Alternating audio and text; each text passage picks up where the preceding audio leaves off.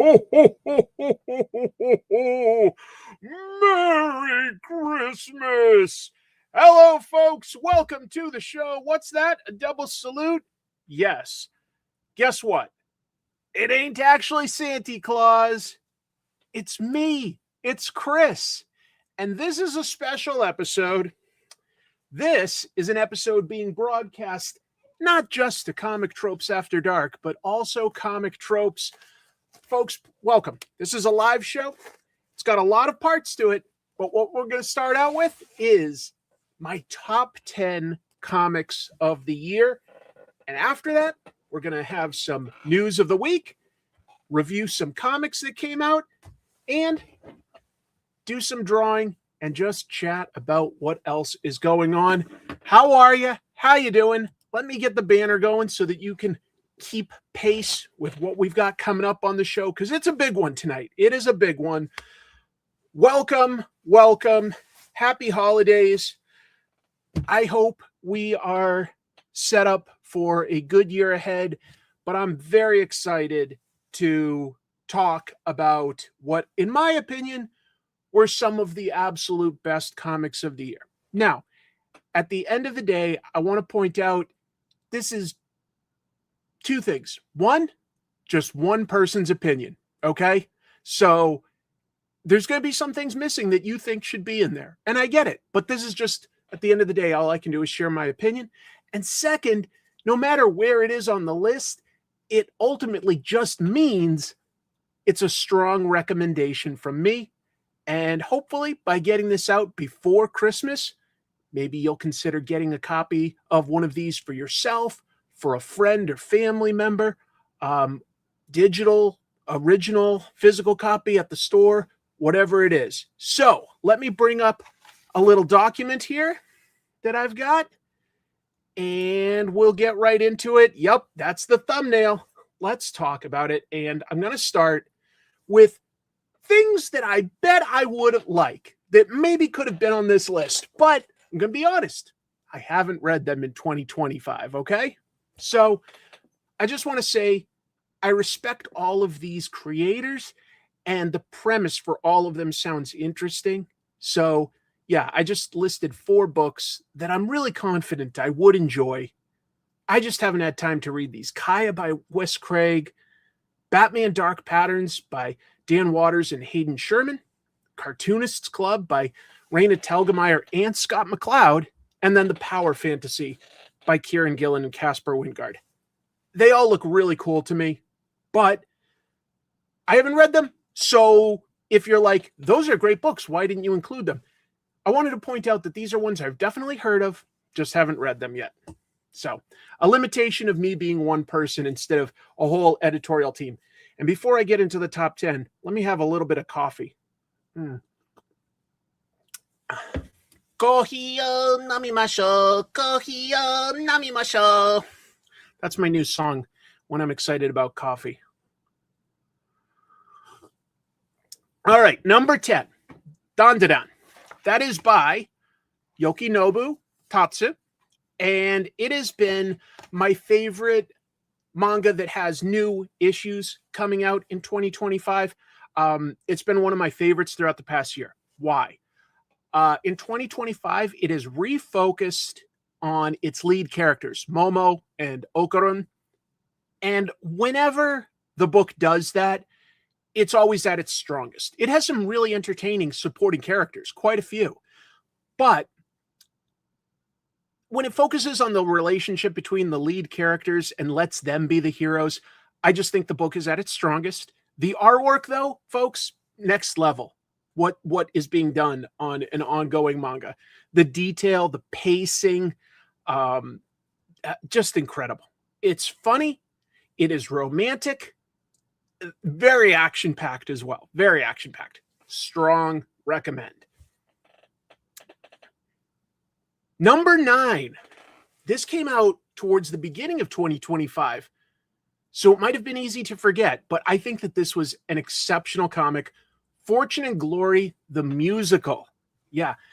So one of Brian Michael Bendis' most personal comics, in my opinion, is this, his second autobiography. He once did Fortune and Glory, where he talked about trying to adapt some of his earliest indie comics in Hollywood.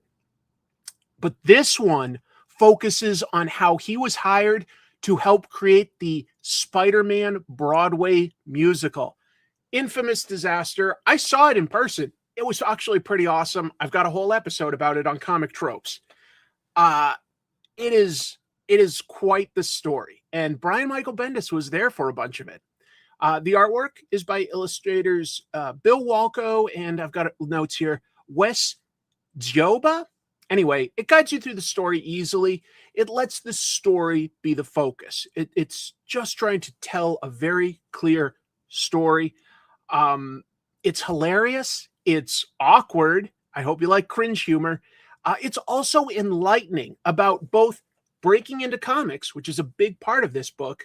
He also tells that as part of this story, and trying to navigate Hollywood for adapting something into the larger entertainment sphere. It's amazing. It's really, really funny. I strongly recommend it. I will always pause. I see lots of chats I'd love to read, but I will pause to acknowledge the super chats. Thank you very much, Steve Sorensen. Merry Christmas, Chris and Comic Trooper Tropers. I am making the sugar-free Mountain Dew holiday brew. Hell of a throwback, isn't it? Yes, that's a silly little mini episode thing that I once made on the main channel.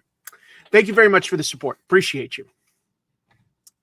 Moving on, we'll go to the next one, which is my number 8 pick, Absolute Wonder Woman. Love this book.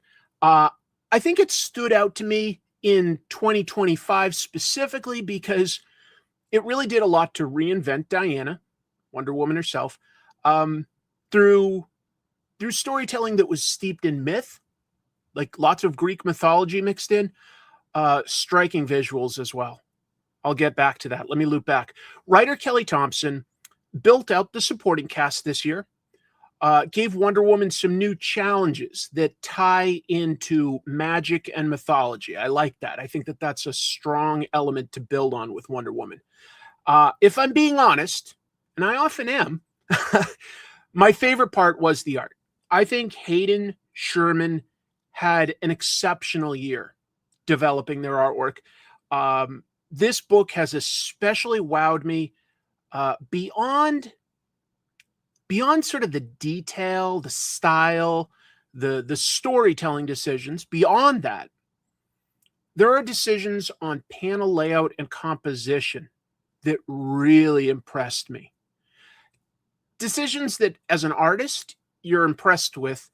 As a reader, it might be subtle enough that you only feel it, but you will feel it. And it's additive to the tone, because there are decisions on making like soft borders, rounded borders, and harsh, weird angles that jut into where you're expecting things to go.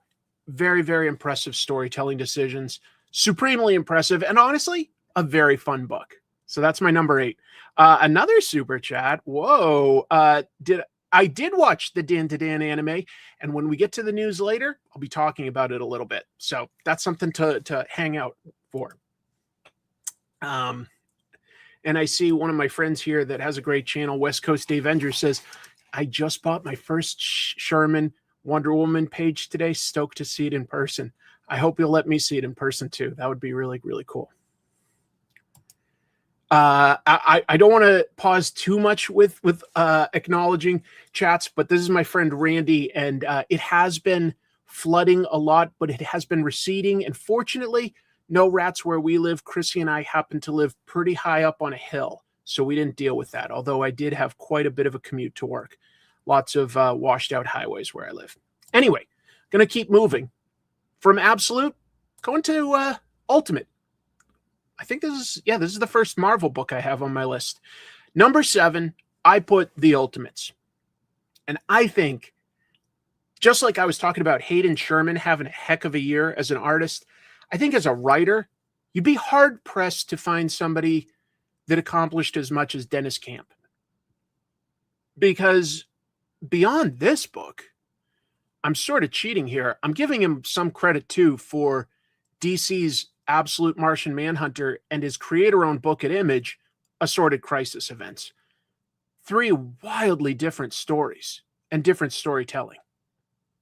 But I'm going to talk about the Ultimates a little, because I think what's impressive about this book, and just quick shout out to artist Juan Frigeri, who's been incredibly consistent on this book, which is nice to see.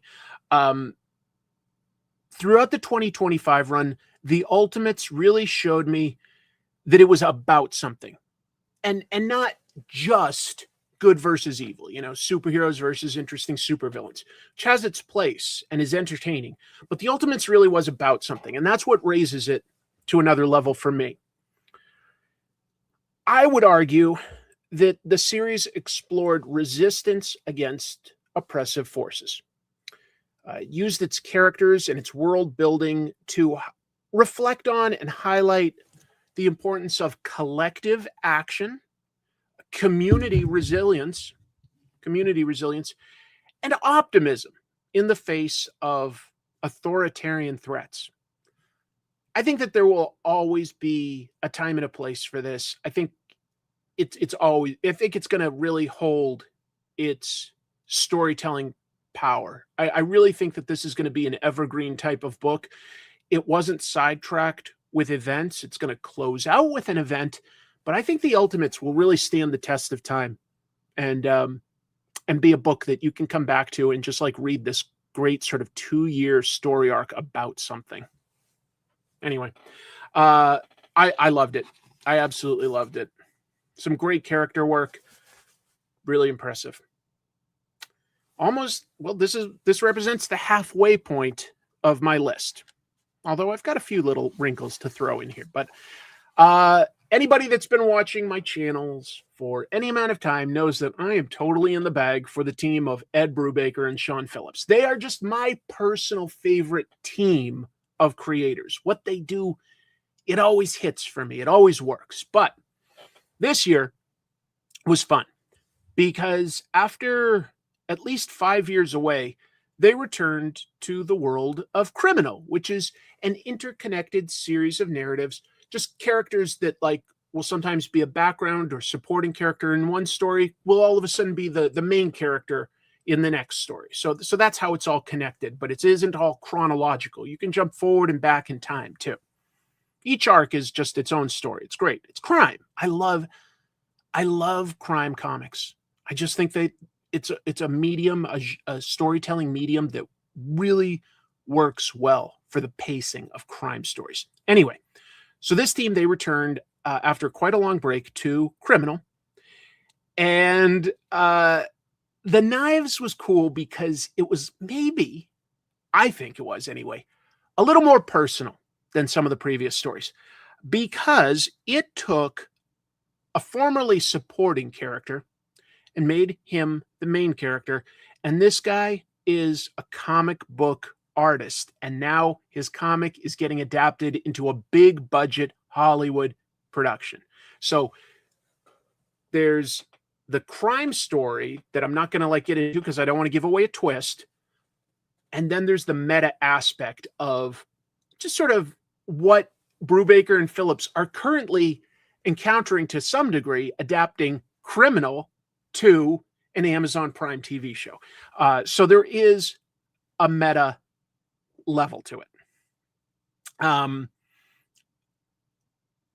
It combines, we've got a meta commentary level. We've got the usual twisty crime story that you don't quite know where it's going, but it all plays fair. You've got the femme fatales, and having them come from Hollywood is just something a little different. It all added together to make this just a notch more interesting to me because it connects to comic books on some level than their previous stories. A fantastic addition to the Criminal universe. Yes. Yeah. It's great. All right. So we're going to go past the halfway point, the top 5. I don't know how many of you read this, probably a lot less than any of the other comics, because this is definitely very indie. But Starbarian Tales. longtime independent animator Harry Partridge made his first comic book this year. Got published this year. It's based on his ongoing self-made cartoons that he uploads here to YouTube. So it's no surprise that the artwork is top-notch. You know, he has more time to focus on a panel than doing frame. He can do a little bit more. It's no surprise to me that the artwork looks good.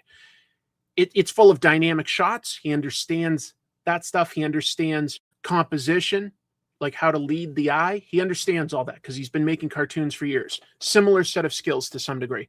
What is surprising, because he also wrote this, is that as a first-time comic creator, that he balanced the action, the comedy, and the drama with well-defined character arcs and surprisingly resonant themes. I never would have expected all those things to hit so damn well.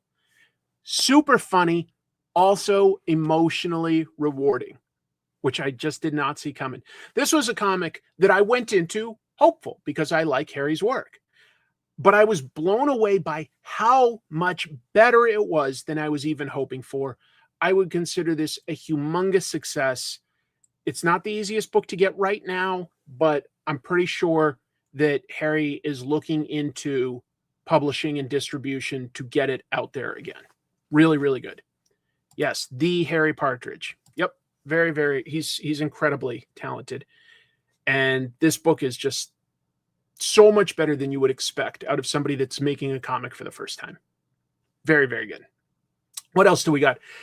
Yeah, this surprised me too. Up until now, Absolute Wonder Woman has usually been my favorite of the Absolute books. But this year in particular, Absolute Batman crept ahead of it.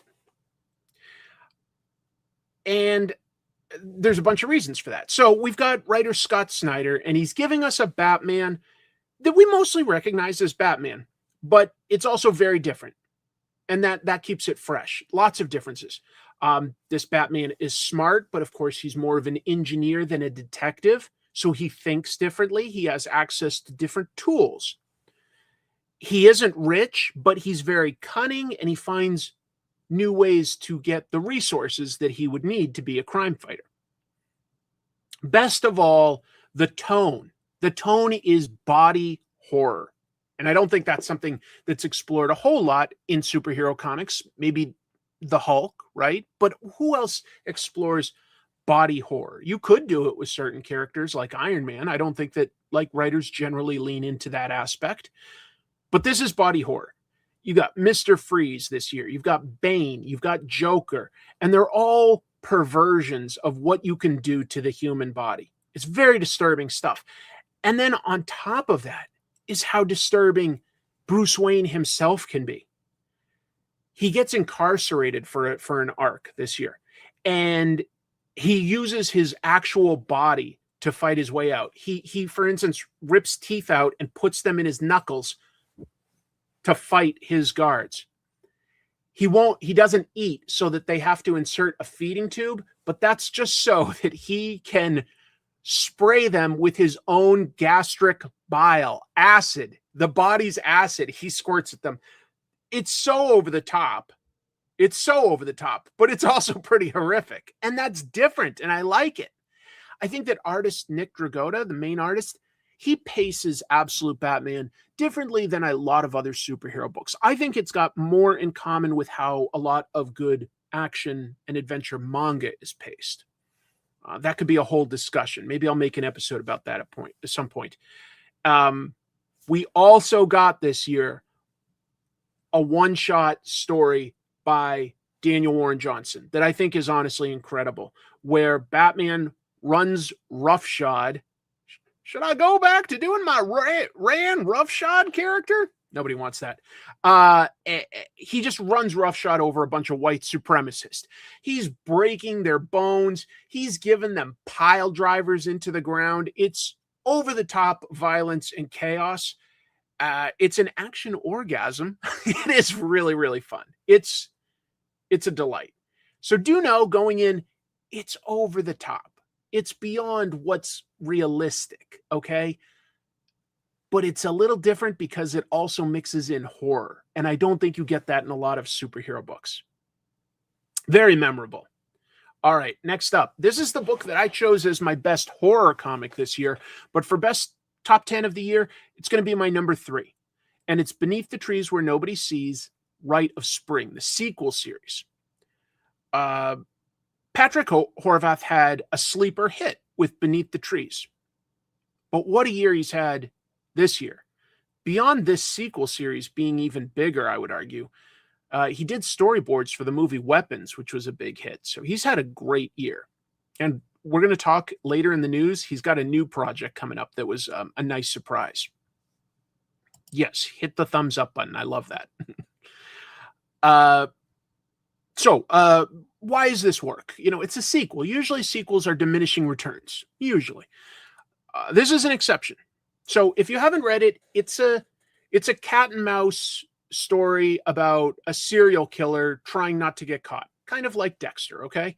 It's drawn with talking animals, which is a trope within comic book history. They look more akin to something from a Richard Scarry children's book. It's an interesting contrast.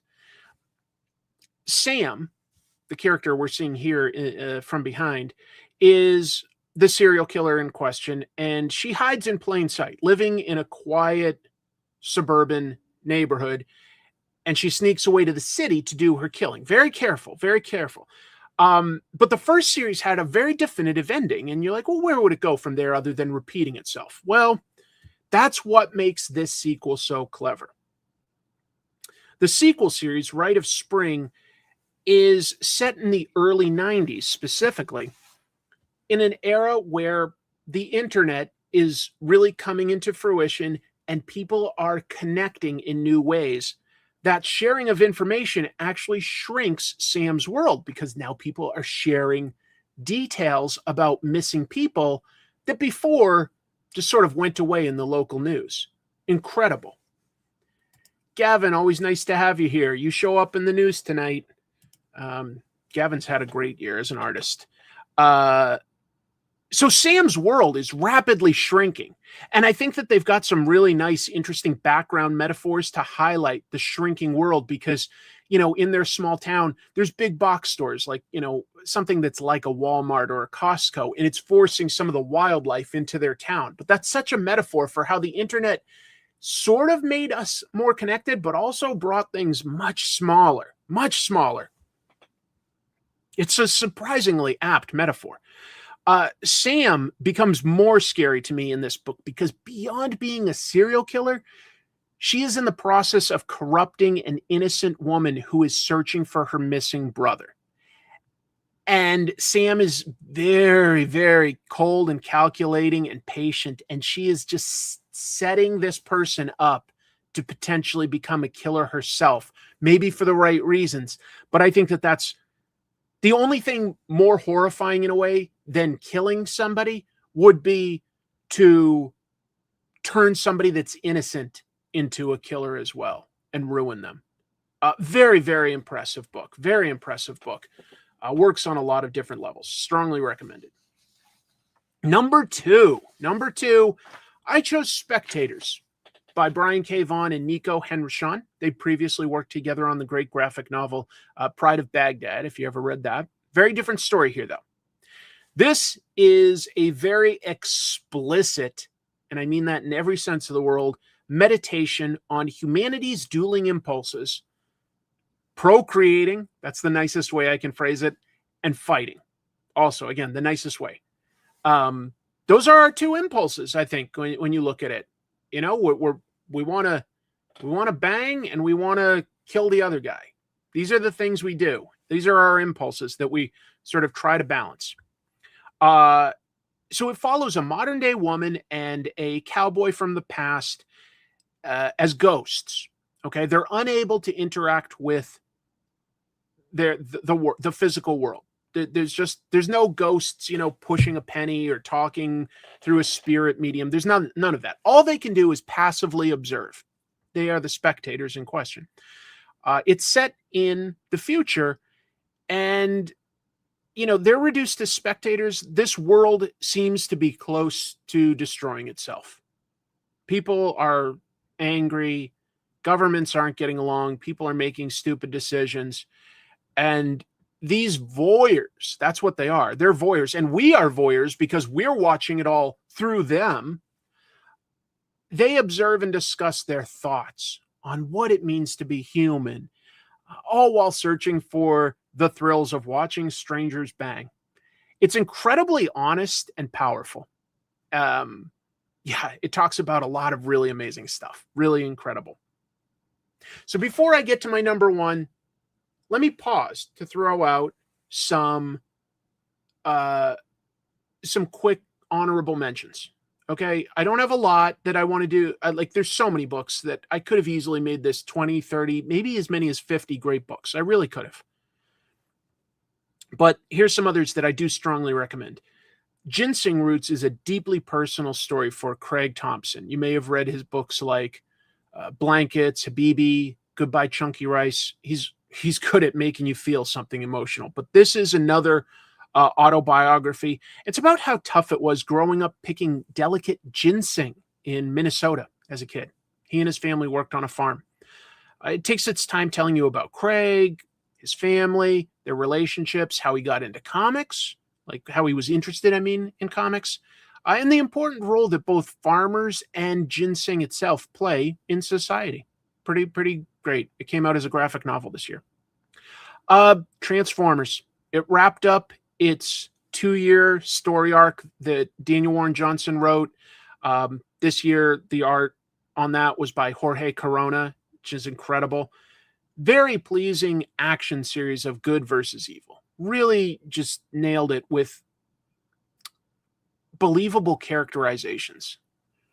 Now there's a new team, Robert Kirkman and artist Dan Mora, and I feel like they surprised me by introducing new characters that I wasn't expecting to change dynamics, changing alliances and allegiances. It's kept it fresh. Very, very nice. Fantastic Four. I love this book every time it comes out. Ryan North, now it's got artist Humberto Ramos, and it's an underrated gem, folks. It really is good, at least within superhero comics. Most stories are only 1 issue, maybe 2 issues. So you get a full story, and I like that. They'll always have a sci-fi mystery, and they'll tell us a little bit about just 1 or 2 of the main characters, their motivations, their personality, something like that. The story will unearth something to tell us about who they are as people. But there's always a cool sci-fi twist too. Great book. The focus is on character building. And the sci-fi ideas are fresh and new, and it just keeps everything about this book. It works so well. So well. And I also want to recommend Dr. Worthless. Now that's by writer and artist Eric Powell, the Goon, and true crime writer Harold Schechter also wrote on it. And it is a biography, as it implies anyway, about Dr. Frederick Wortham. Now, these guys knocked it out of the park with super disturbing Ed Gein biography. And now they've reunited to tell, it's not a crime story, but it's a biography about a very interesting man, Frederick Wortham. He condemned comics in the 1950s, really led a lot of that witch hunt or at least was used by the people leading the witch hunt, really used his scientific credentials, his academic background to argue that the comics were bad for kids. And it really stunted the American comic book industry for decades. It just made us do almost nothing but superheroes forever. So he's very important to comics, but this book doesn't just tell us that bit of the story that most of us kind of know. It tells us his whole life, helps us understand who he was. He was incredibly smart. He really was. But he was also really hard to get along with. And he was constantly desperate to get the attention he felt he deserved and the accolades that he felt he deserved. just a flawed human being, but an interesting one. Very smart guy. He did do some good in the world, by the way. You know, he helped set up some clinics that really did introduce some good techniques for mental health. I was impressed learning some of that stuff. Thank you for the super chat. Fantastic Four by North is so wholesome. Transformers rules. These are both good books. Yeah. I think it does kind of make him a little bit sympathetic. I wouldn't say that I came away respecting him anymore, but I understood where he was coming from. Well, I guess I respected him for things that he did outside of the comic stuff. I was like, oh no, this was a relatively smart guy. He just had a little flawed thinking in how he did his study on the comic stuff. All right, so what's the number one pick from me this year? It's Drome. Here, hold on. I just realized that I've got a copy right here. I should have had a copy of everything. Drome, big book. Jesse Lonergan did this. He's created a story about creation, and Drome is simultaneously a look at the origins of man, not literally, mythologically.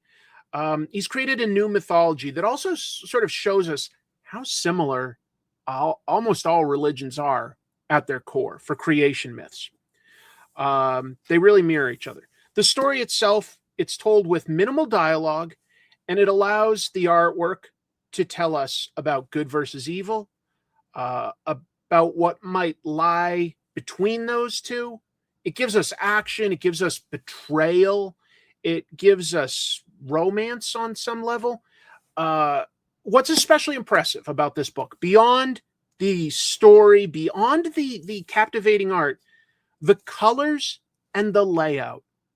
Lonergan has done something to show what you can do with the comics medium that you can't really replicate exactly with other storytelling mediums. You couldn't do this as a novel the same way. You couldn't do it as an audio drama. You couldn't do it as a movie. You couldn't do it as a TV show. It shows you what you can do with comics. I just was blown away. The colors, the panel gutters, they're part of the design and they're part of the story. They tell the story as well. The actual mechanics of the storytelling here also help tell the story. It's very deep. You can appreciate it on one level initially as just a cool story, but there are layers to this that are worth peeling back. And I think that, it blows my mind what he's done. I know that I am going to get something out of this book on repeated readings. The same way you could argue for something like Watchmen on a literary level. This one, Drome, very impressive, folks. Very impressive. You definitely... So you could do a version of this book in all of those mediums. It wouldn't have the same levels. It wouldn't have the same levels to it. So those were my picks for the top 10 comics of the year. And I don't know. I just was really, really impressed with what came out this year. I'd be curious to hear, both in the live chat and the comments later, what you think was the best of 2025, what you think I may have overlooked. And yeah. $2 to change number one to Startling Tales of Santa. Well, you've already given me the $2. I do like you as a friend. To be fair, Chuck did draw several great stories in an Image comic that came out the other week, and it's good to hype yourself, to be honest, Chuck. It's good to do that. And feel free to use your hype points on this video, by the way, folks. But yeah, Chuck did some great stories on Startling Tales of Santa from Image Comics. Great book. Really good. Friend Zoned, yes. Let's see. Absolute Batman Annual and issue 14 were my two favorite single issues. That's fair. Absolute Martian Manhunter. Yep. What else? Feral. Love Feral. Absolutely love that book. No question. Haven't heard of this one. Tongues by Anders Nilsson. Didn't even hear about that one, so that somehow went under my radar. Batman and Robin Year One, Ancestral Recall, Assorted Crisis Events, Good is Dead, Daredevil, Cold Day in Hell. Nice. Battle Beast has really impressed me. I think that it is showing that both Kirkman and Otley are taking things to another level with their storytelling. I'm serious about that, no question. Jordan Crane's graphic novel Was the First. That one flew under my radar. Escape is so impressive. It's really good. I don't know, 55. You know, I do like Gale's Uncanny X-Men, but the need that it has, just because of what it is, to keep crossing over, slowed the pacing of its own story down too much for me, and I just sort of couldn't love it. I like it a lot, but I don't love that. That's the problem with a lot of big titles, is their need to constantly cross over. Lazarus by Greg Rucka is back. So many good books. Saga has been great. If like maybe one or two more issues came out this year, it could have been in there. Skinbreaker is very cool.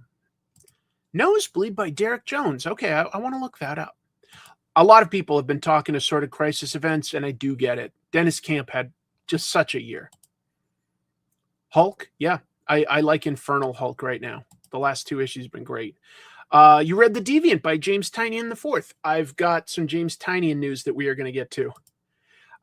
We did learn more about Gambit, and I'll tell you, Gavin, I loved your issue of Uncanny X-Men that you did with Gale about Gambit's past down in New Orleans. I thought it was great. It felt very authentic to me, as somebody that did get to spend some time living down there. I absolutely that was my favorite issue of Uncanny X-Men this year, and I'm not just saying that. That was my favorite issue because it was self-contained and it told a good story. Redcoat, I've been talking up Redcoat. I agree. It's very, very good.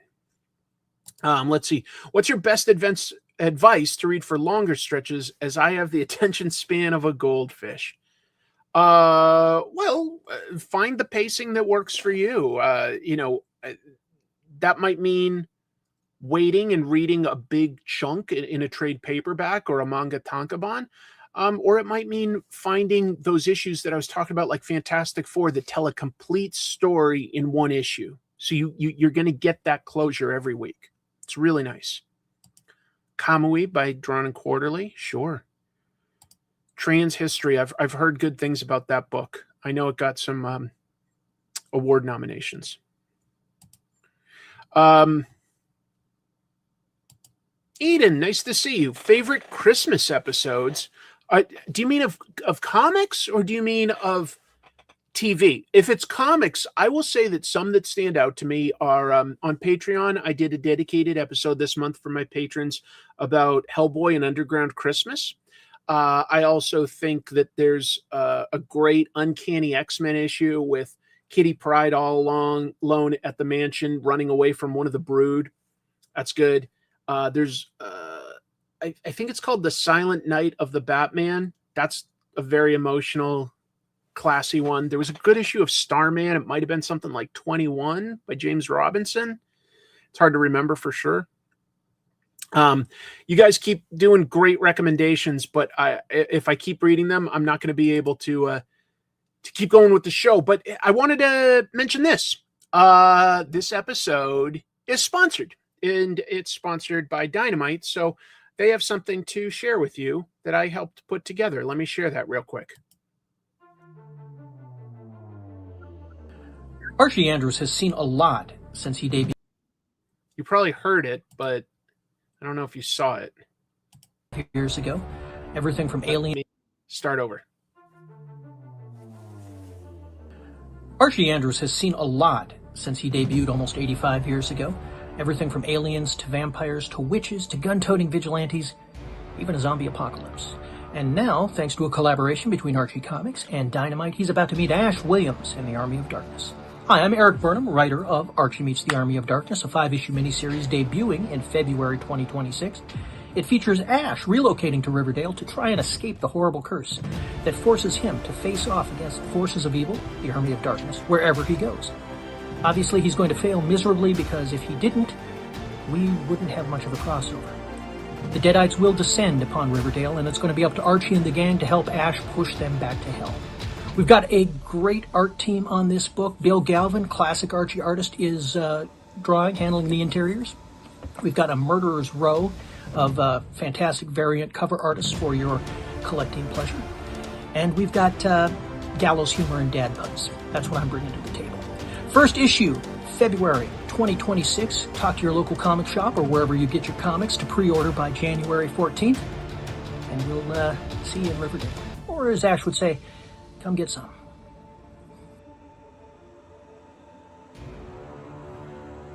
That's a great cover by Hack. That's a nice homage, but I do really, really like this joke here from Mike Todd.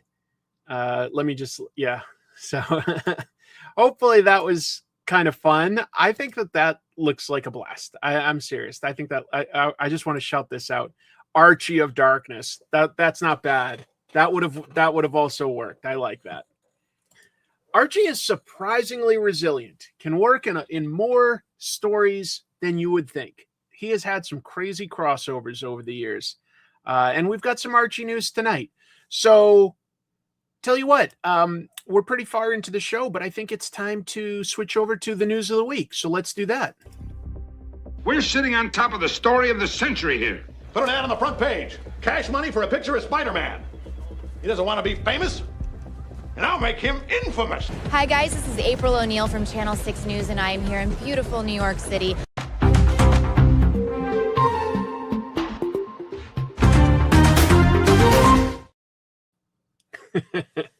All right, so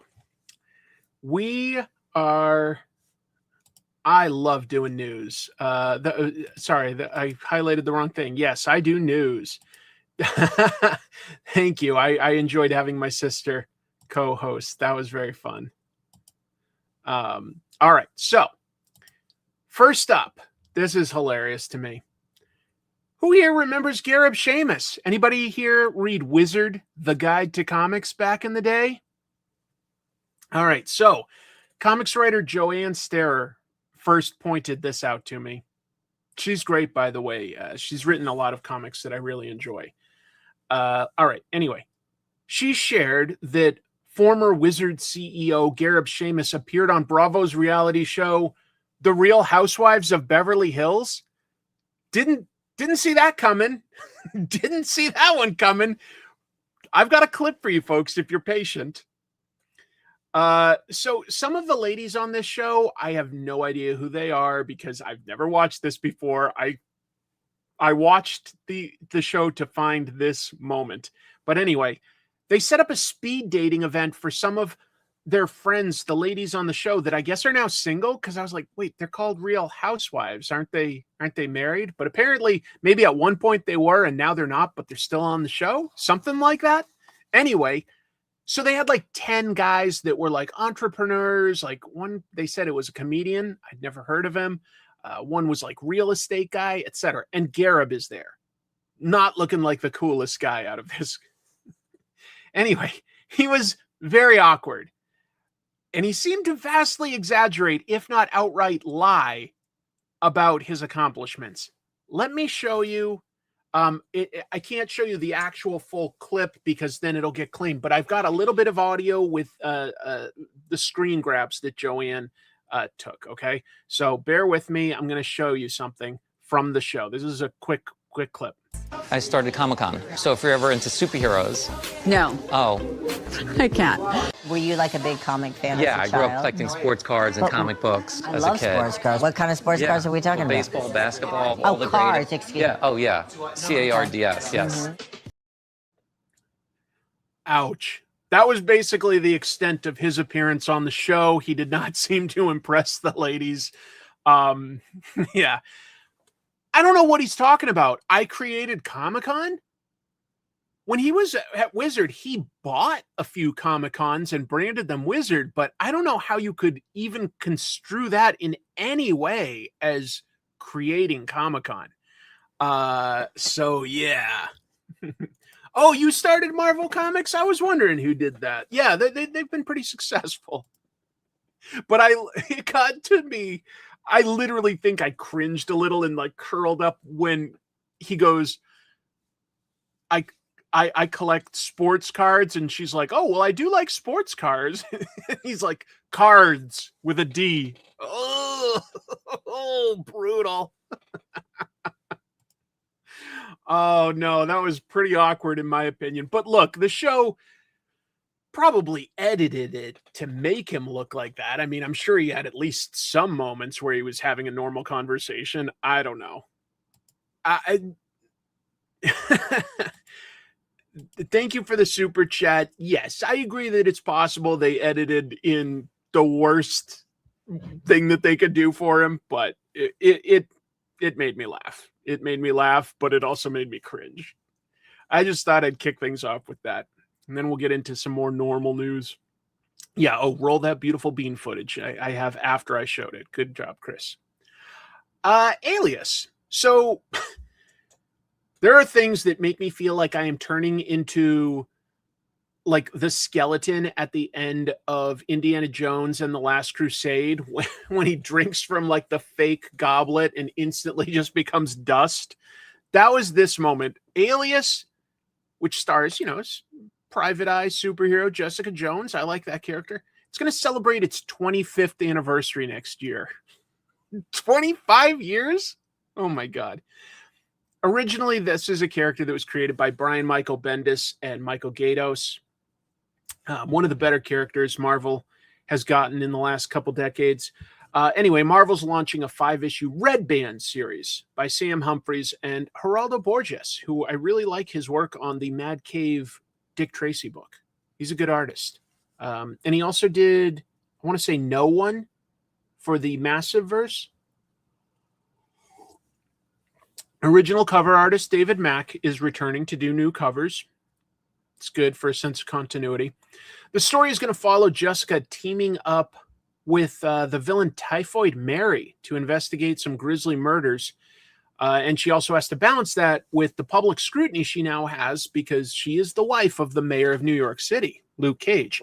Those are all actually pretty good story points to build something off of. I don't know if it'll be good or not, but it interested me enough to put it in the news. So that begins March 11th. Anybody here read Alias back in the day? I didn't. I liked that book a lot. It was crime comics within a superhero world, like, can work very well. Daredevil, Alias, sometimes Batman. I think crime comics in a superhero world can work very well. Powers.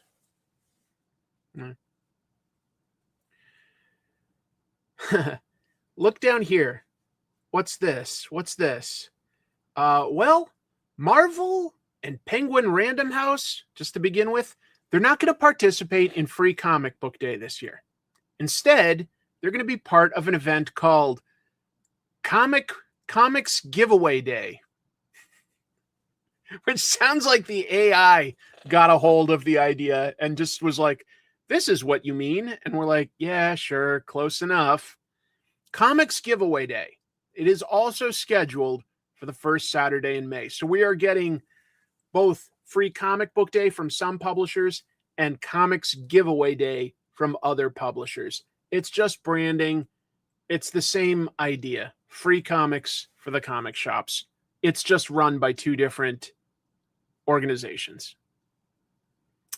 So Marvel announced 4 free comics. They're going to have an Amazing Spider-Man and a Queen in Black sort of flip issue, and Armageddon, that's their next event, and X-Men issue. 3 different 20th Century Fox properties in one book, Alien, Predator, and Planet of the Apes, not crossing over with each other, to be clear. That sounds fun, but they're not doing that. How fun would that be, though? Aliens, Predator, and Talking Apes? Yeah, as soon as I read that, I got excited for a minute thinking it was a crossover, and I go, That's a fun idea. Like, don't wait, just do that. But they're not. And then Spidey and His Amazing Friends. Of course, yeah, you got to have a kid's book these days. That's sort of who it's for. Boom announced that they're going to publish Power Rangers Zero, which I thought was interesting because I didn't think we knew what they were doing with Power Rangers after it ends in a month. And Something is Killing the Children, Road to Slaughter. It's going to be the beginning of a new story arc. So could be cool. Slaughter implies we'll finally learn something about maybe the house of assassins that Erica was trained in. You don't need free comic book day. We have free comic book day at home. No, that's comics giveaway day that you got me, Grandma. Oh, same thing, same thing.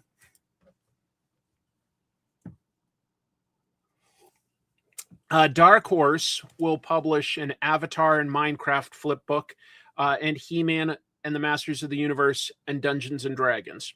Okay, that's solid. IDW is, I think, just reprinting stuff. Sonic and Lock and Key.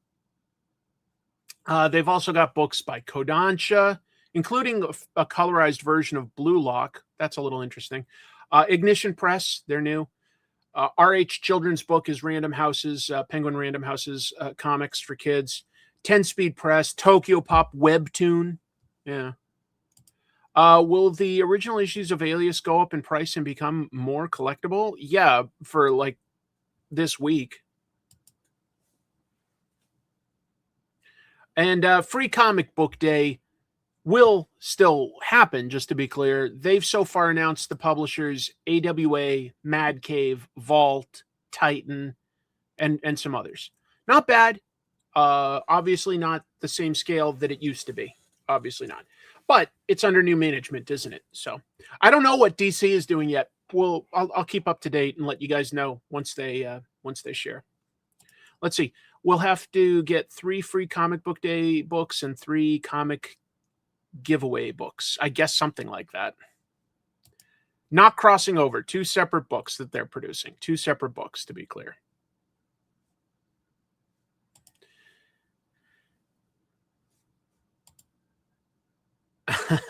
Judge Dredd and Archie?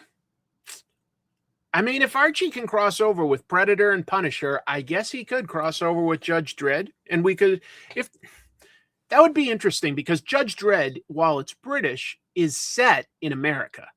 And they obviously have very different takes on American society. One looks at, like, you know, the best of us. One looks at the worst of us. It kind of could be an interesting crossover to contrast those ideas.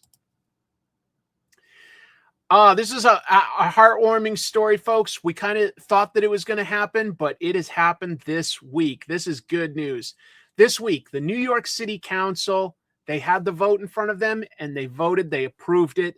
They are going to co-name a street in New York Jack Kirby Way. It's beside where he grew up.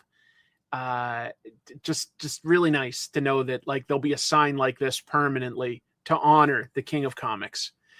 The initiative was spearheaded by 2 people in particular, Columbia University's Karen Green and Roy Schwartz. He's a comics historian, board member of the American Jewish Historical Society. The street had been temporarily given this name back in July to help promote the Fantastic Four movie, and that was official. It was, you know, New York renamed it for like a month or something like that. Cities can do things like that where, you know, it's promotional, but it's still kind of a nice honorific for somebody. Jack Kirby's family came to it. Anyway, but that was temporary. It was sort of like just a one-time thing, but these people had been working to do it permanently for a while.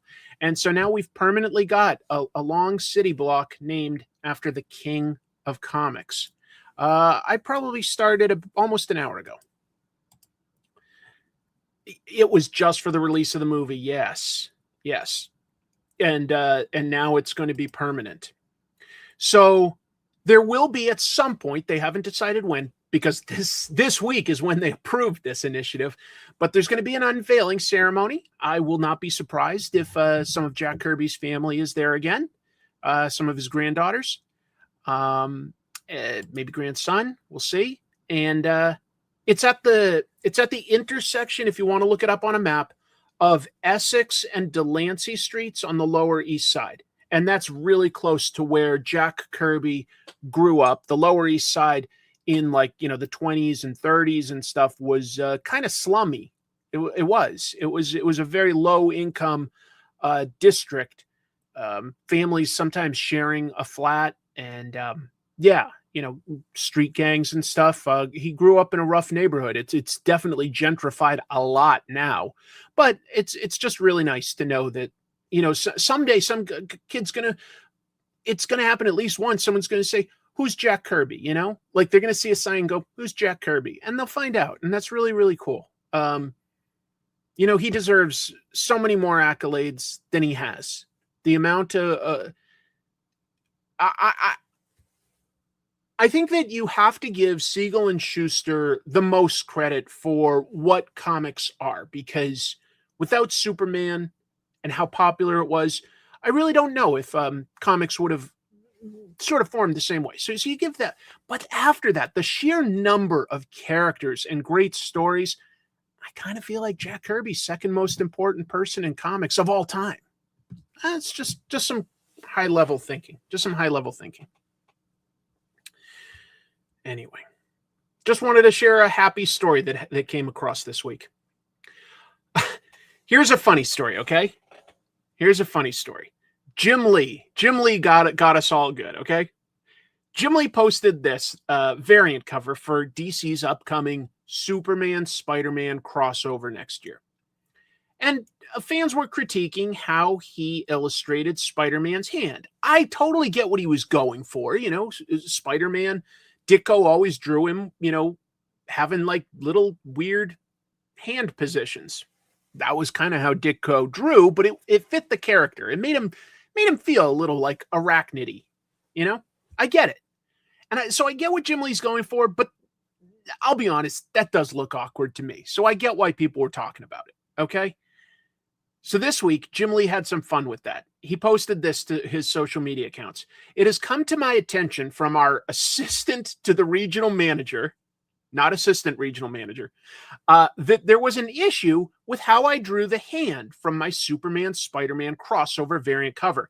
Complaints heard and now resolved. Thank you for pre-shopping with DC Comics. Happy holidays. Here's his updated version. He fixed the hand.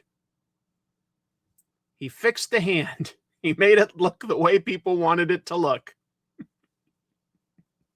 That's pretty good, folks.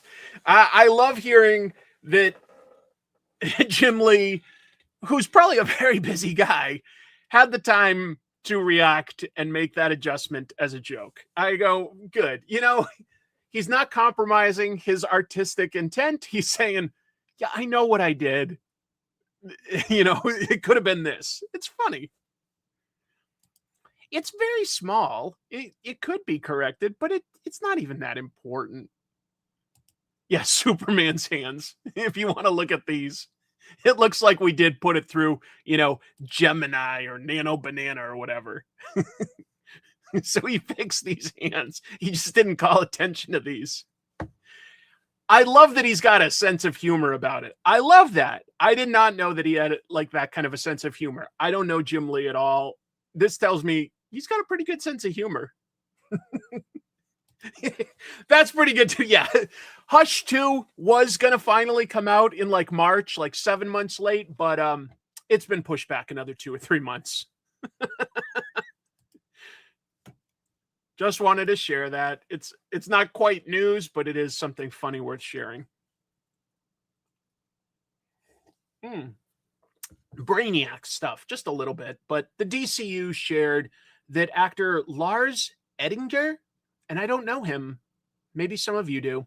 I thought that I was enough of a cinephile that I would recognize him, but I don't. Anyway, he's been cast as the villain Brainiac in the upcoming Man of Tomorrow film. And James Gunn specifically said it was because he just auditioned great. He did an audition and it just won them over. Responding to fans, Gunn lightly addressed which comics he'll be drawing from to create the first film version of Brainiac.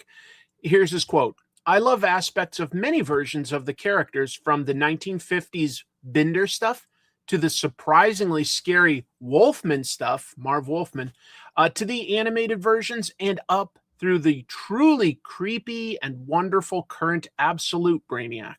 So I guess he's going to be drawing from a bunch of them.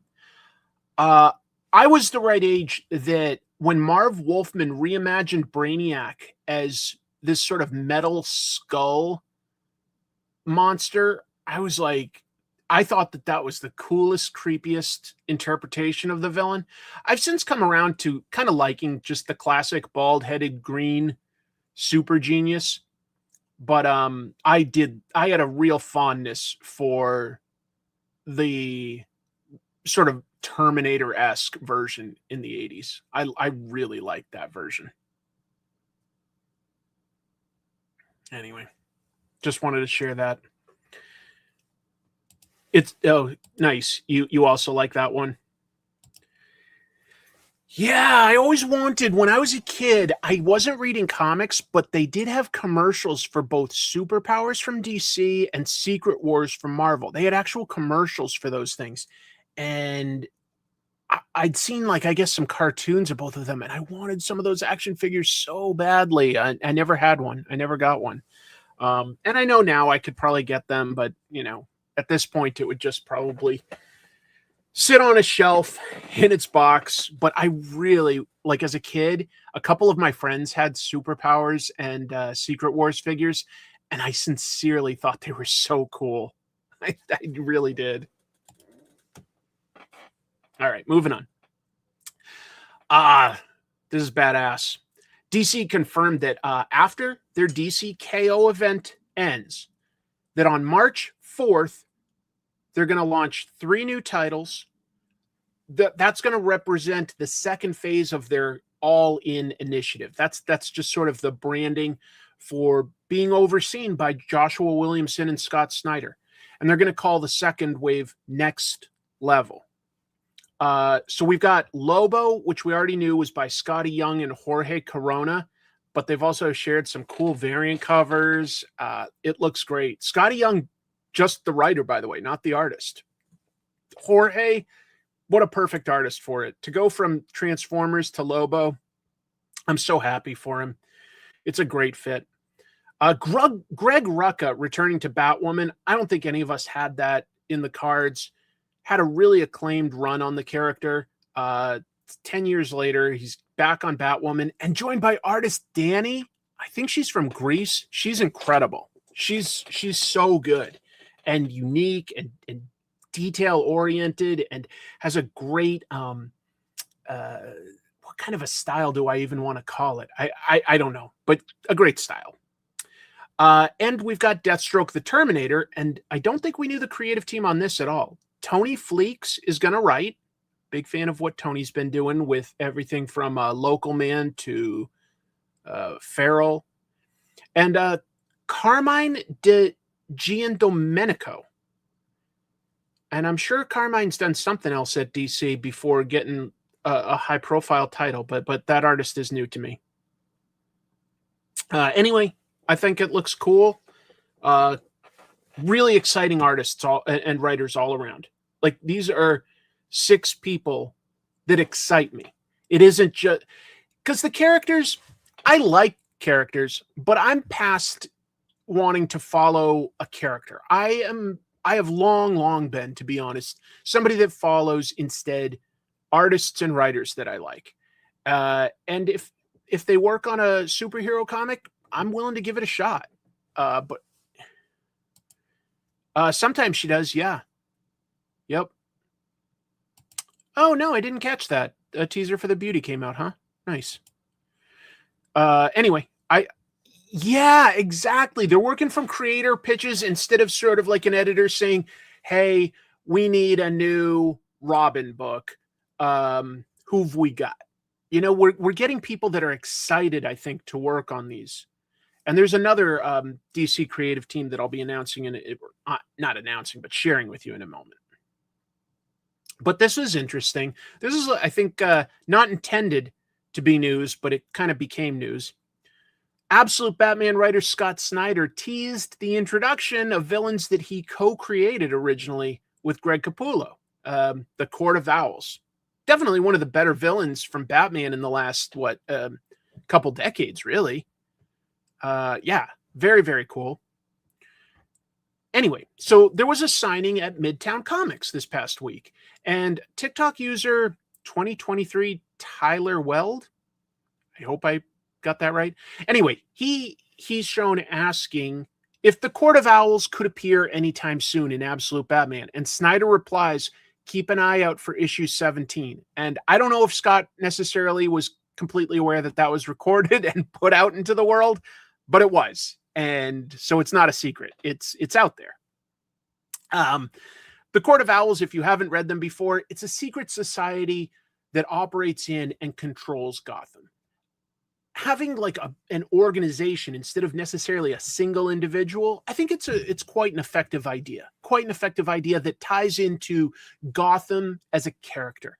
And the idea of putting that in Absolute could help us understand the differences between the Gotham that we know and what the Gotham could represent in the Absolute universe. It's definitely the Illuminati, but in a superhero world. They're going to be actual giant owls that eat human flesh. Yeah. Or at least Talon will be, like their assassin. Oh, man. Issue 17 is going to come out February 11th. That'll follow the current arc, which is introducing the Absolute Universe version of Joker, who nightmarish, folks. Like I said, this was high on my top 10 list of the year, Absolute Batman. It's a big part of it. I really started that one out. A big part of it is the fact that it's all about body horror stuff. Love it.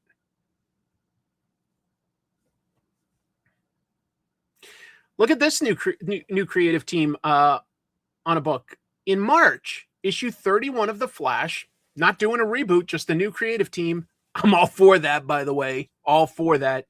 The Flash is going to introduce a new creative team as soon as DCKO wraps up. So, the new writer, Ryan North, who I was just talking up how much I love what he's been doing in Fantastic Four. Artist, I don't know if he's still in the chat or anything, Gavin Guidry. Gavin, great fit. Gavin's currently doing some fantastic stuff on JSA, doing a year one storyline. I love this idea. I'm a big fan of both of these creators. I think that this sounds like a really cool matchup. Yeah, Flash has had a lot of different little variations in how you can draw him, but I also think that I like that. Oh, a number one would have been cool to have, but I like that we're just starting our run amid the flow of a series like they did in the olden days. I kind of like that too. No word on leaving Fantastic Four, so I'm going to assume not, or it would have been said, but I don't know. Anyway, Gavin, I'm so excited. I think you're a great fit for a superhero like this. I think the only superhero I'd want to see you on more at DC might be somebody like, and I know this is out of nowhere, but like Cyborg, because I really like how you've been rendering metal lately. I know that's so ultra specific. Thank you. See, look at that. That's wonderful news. He's staying on FF for now. That's wonderful. Just wrapped issue 31 this morning, working on JSA 17 right now. Gavin, congratulations. I'm so excited for this. The story, from what we've been told by DC, is going to follow Wally West with someone making people close to Wally put themselves in danger to be rescued by him. So I don't know which, that doesn't sound like a classic villain to me. I guess maybe Gorilla Grodd has psychic powers. I'm not sure. I like this, seeing Wally be there. There's a lot of metal in JSA 16. That's cool. I know it's weird, but I talked to you about this like a couple conventions ago. I like the way you're doing certain line holds with your inks. Boy, is it nerdy to get that specific, but I really liked some of your rendering. You may remember I was talking and saying that I saw some similarities with how Stuart Immonen sometimes does certain things, and I just really admire it.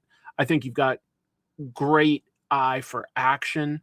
but that you have rock solid anatomy and gesture and stuff like that. And I'm really excited to see what you do with a character like this. I think that Flash is a character that challenges artists to think about how are you going to represent motion. It needs to be very intentional. Everything that Flash does isn't going to match with like real physics. So you have to really think hard about how do you represent that. And I love some of the ways that we've seen artists do that before. You know, like going back to like Carmine Infantino and Josh Broom, you know, there'd be like multiple past Flashes or something like that. Anyway, just a lot of really, really, I think as an artist, it really challenges you to think about how to represent time in one image at a time. Really cool. We're bringing big, fun comics with our run. That is great to hear. That is great to hear. Mirror Master's an interesting idea. I haven't been used a whole lot lately. Yeah, maybe. Well, anyway, that's everything I got to share that's been shared with us so far, but very fun. Flash is a fun character. Oh, this was a little bit new. Oh, I love that idea. I would love to see little inset panels showing like real close-up reactions to something that's happening, like just one brief moment, because that's something manga does a lot. But anyway, sorry. So we knew that DC KO boss battle was coming. Now that's going to be a one-shot. It comes out in April, where the DC heroes and villains, they're involved in this event, right? They're trying to power up, okay? And they're fighting different characters from different publishers. That's the fun of it. We knew that IDW and Dynamite had some characters in it. Another publisher has entered the chat. Look at this. So this week we saw a bunch of variant covers. I've highlighted two of them, Jamal Campbell's and Frank Cho's. And look, they both include Sabrina the Teenage Witch. Archie is also involved in DCKO. I got to give it to Jim Lee for reaching out and using his pull to just do something like this. And that isn't what the event is all about. It is just a fun one-shot comic featuring heroes and villains fighting characters that they would otherwise never meet. Come on, that's a blast. Sabrina versus Zatanna, I would love to see that. Look, I thought that we'd heard everybody that was going to be announced because, you know, it is just a one-shot. There's only so much space. But now to see Sabrina from another publisher, Archie, I like it. I like it.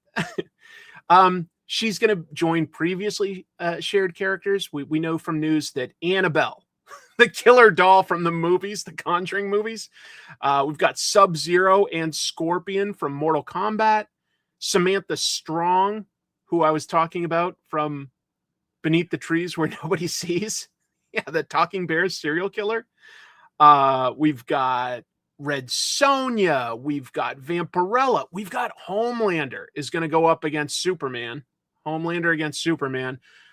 I don't know how Superman doesn't absolutely walk him, but they're going to probably find some way to balance it out.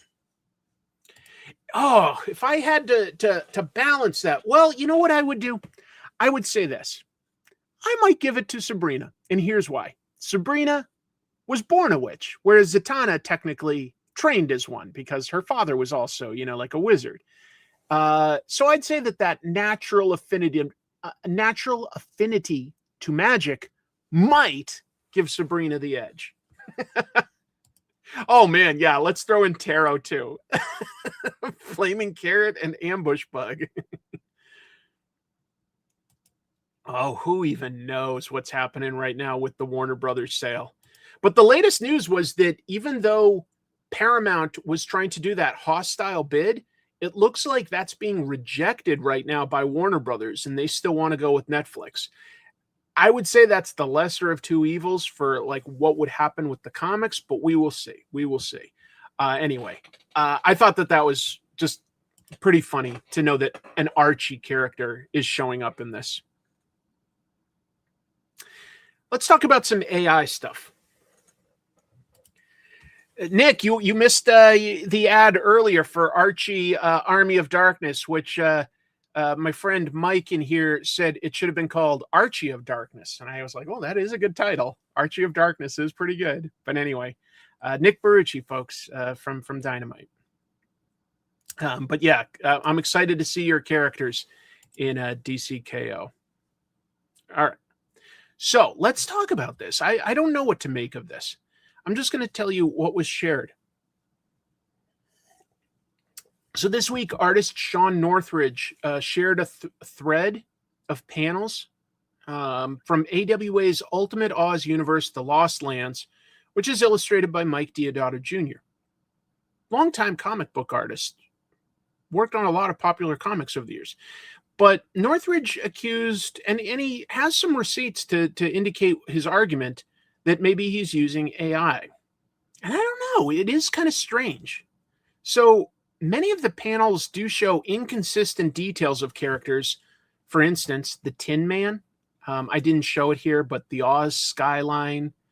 And sometimes they're right next to each other. Like these are like two panels apart. And the back of this night character, the Tin Man, looks obviously radically different. And these are all heads for the Tin Man.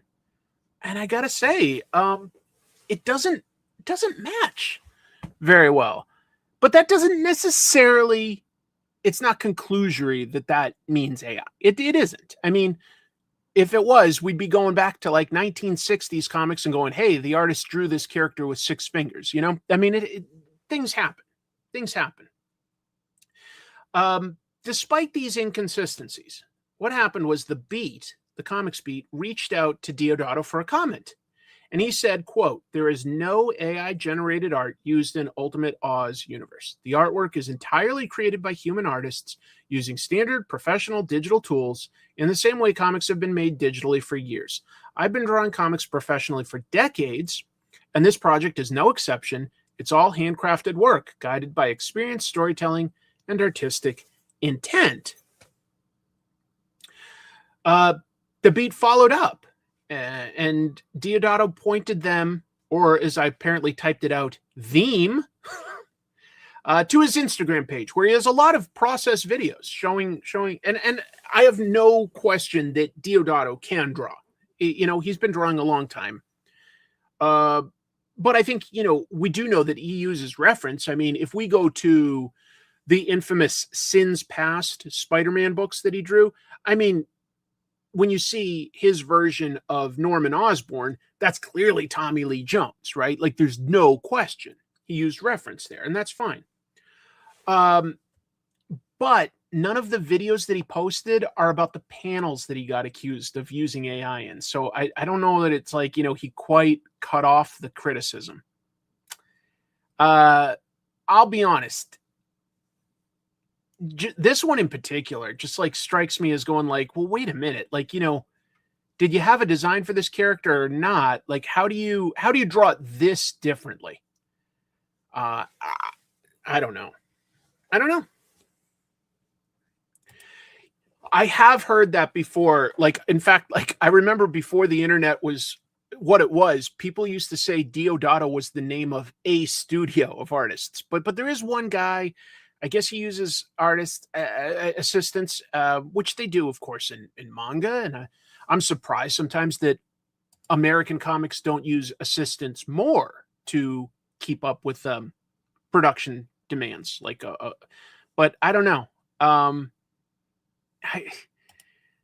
I feel like if he didn't use AI, he should have been more careful with his models to have it a little more consistent. But I was surprised. I don't know what to make of this, to be honest. I just thought I'd share it. It's certainly getting a lot of discussion.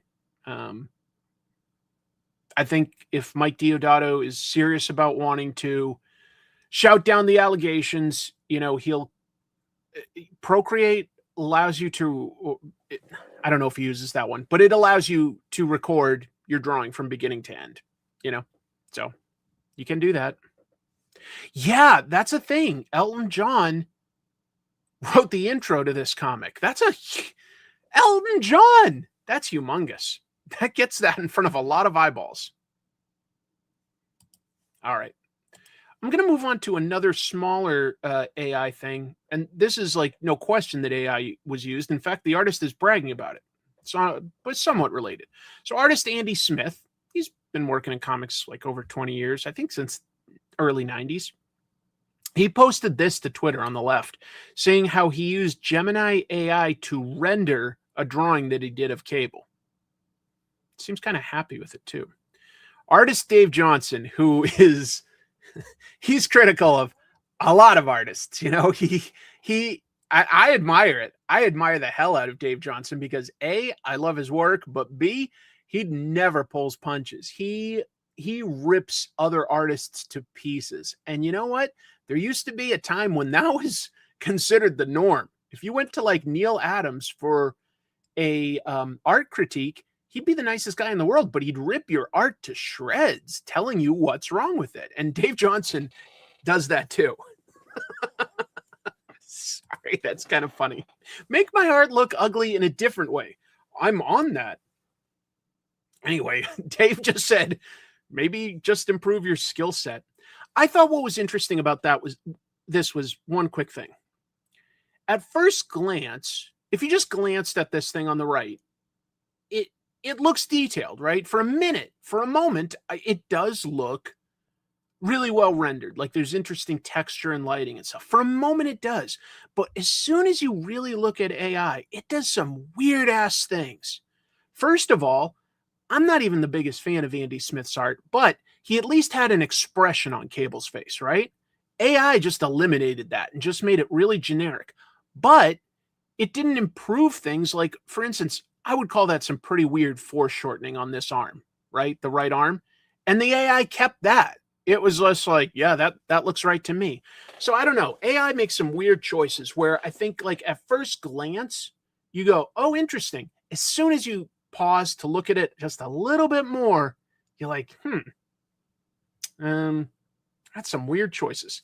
Could I zoom in? Can I zoom in? Hold on. No, not easily, actually. Not easily, sorry. I'll think about that for the future. That's actually a good argument that I should be able to zoom in and out. I'll find some tools that allow me to do that in the future. Moving forward, I was surprised by this, but Archie is getting a reboot. Yeah, Oni Press announced that they have licensed the full catalog of Archie's characters. They're going to reboot Riverdale in 2026. Archie itself sort of rebooted, well, no, not sort of, they did. They rebooted in 2015. They gave us some kind of more realistic looking stories. Remember Mark Waid and Fiona Staples? I think they had a great run on that title. And they started doing some of the horror stuff. Great art by Francesco Francavilla. That's the first time I noticed that artist, honestly, was some of the great Archie horror stuff he did. And I think it does help Archie to have a very fresh perspective every once in a while. But anyway, Archie will continue to publish classic Archie comics. They just announced that they're going to have a quarterly magazine, for instance, Archie Jumbo Comic Magazine. That's going to feature news stories. Okay, that's good. But Oni will initially, they announced 3 titles. And it will not start until the fall. So they did announce this really early, in my opinion. I was surprised by how early they announced it, but it's pretty damn early. But I love the creators. Look, hold on. I'm just going to acknowledge this. I want the 3rd hardcover of Mark Waid's Archie, though. Oh, did they not release that in hardcover before? Thank you for the super chat, Steve. I guess I didn't know that. I think some characters benefit from reboots. Sometimes you need a fresh perspective. I get being burned out on it, but I think it's more for new readers than old readers, just to be clear. All right, so look at this team, though. W. Maxwell Prince, best known, I think, for Ice Cream Man, and Fabio Moon for the main title. Wow. That's a pairing I didn't see coming. They're going to have a horror comic called Archie in Hell. Writer Patrick Horvath, Beneath the Trees Where Nobody Sees. And artist Tyler Crook just did the incredible Out of Alcatraz crime comic, and has done a great horror comic. One of the better ones in the last couple decades for horror, Harrow County. Great painted art. And then they've got Sabrina the Teenage Witch by Karina Bechko and Kano, who also did this promo. I would love to know if there are any plans at Archie to still use, who's there? Dan Parent. I hope Dan Parent is still going to do something. Oh, yeah. Greg Smallwood did a great job on Vampironica. Yep. Harrow County. So good.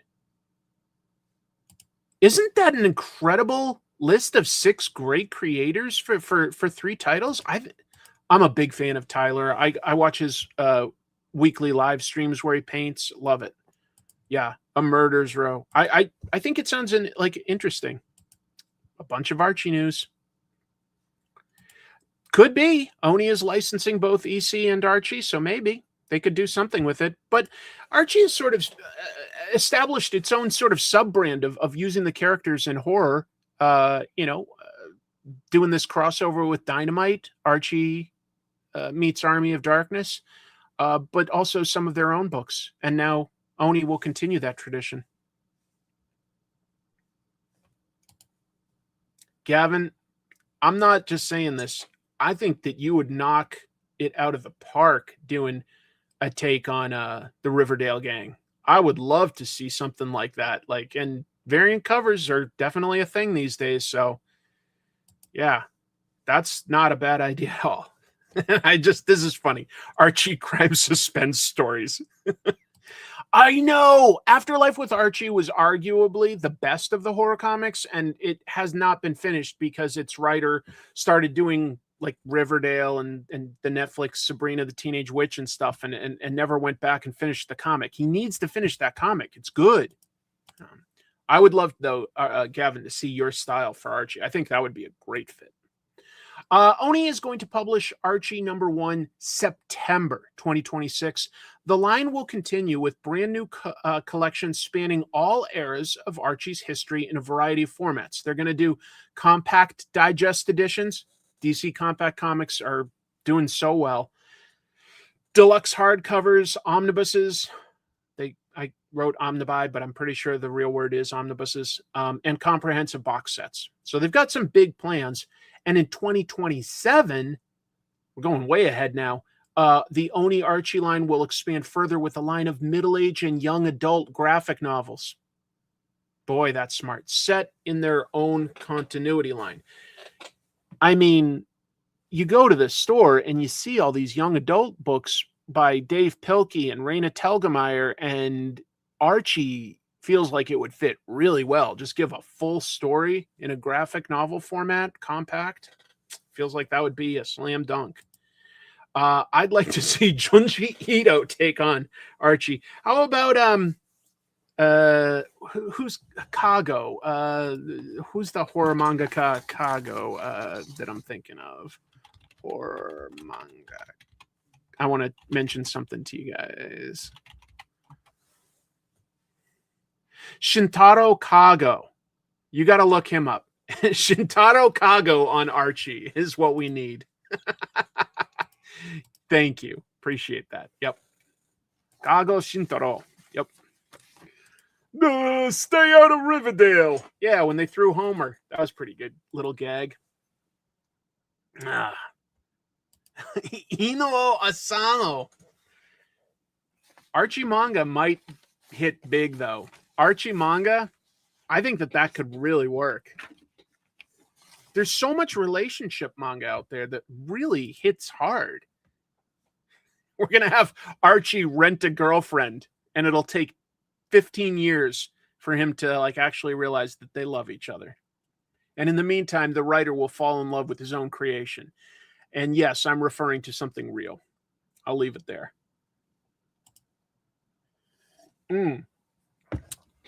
I talk it up every time it comes out because I love Farrell, but they're doing something pretty special with issue 21.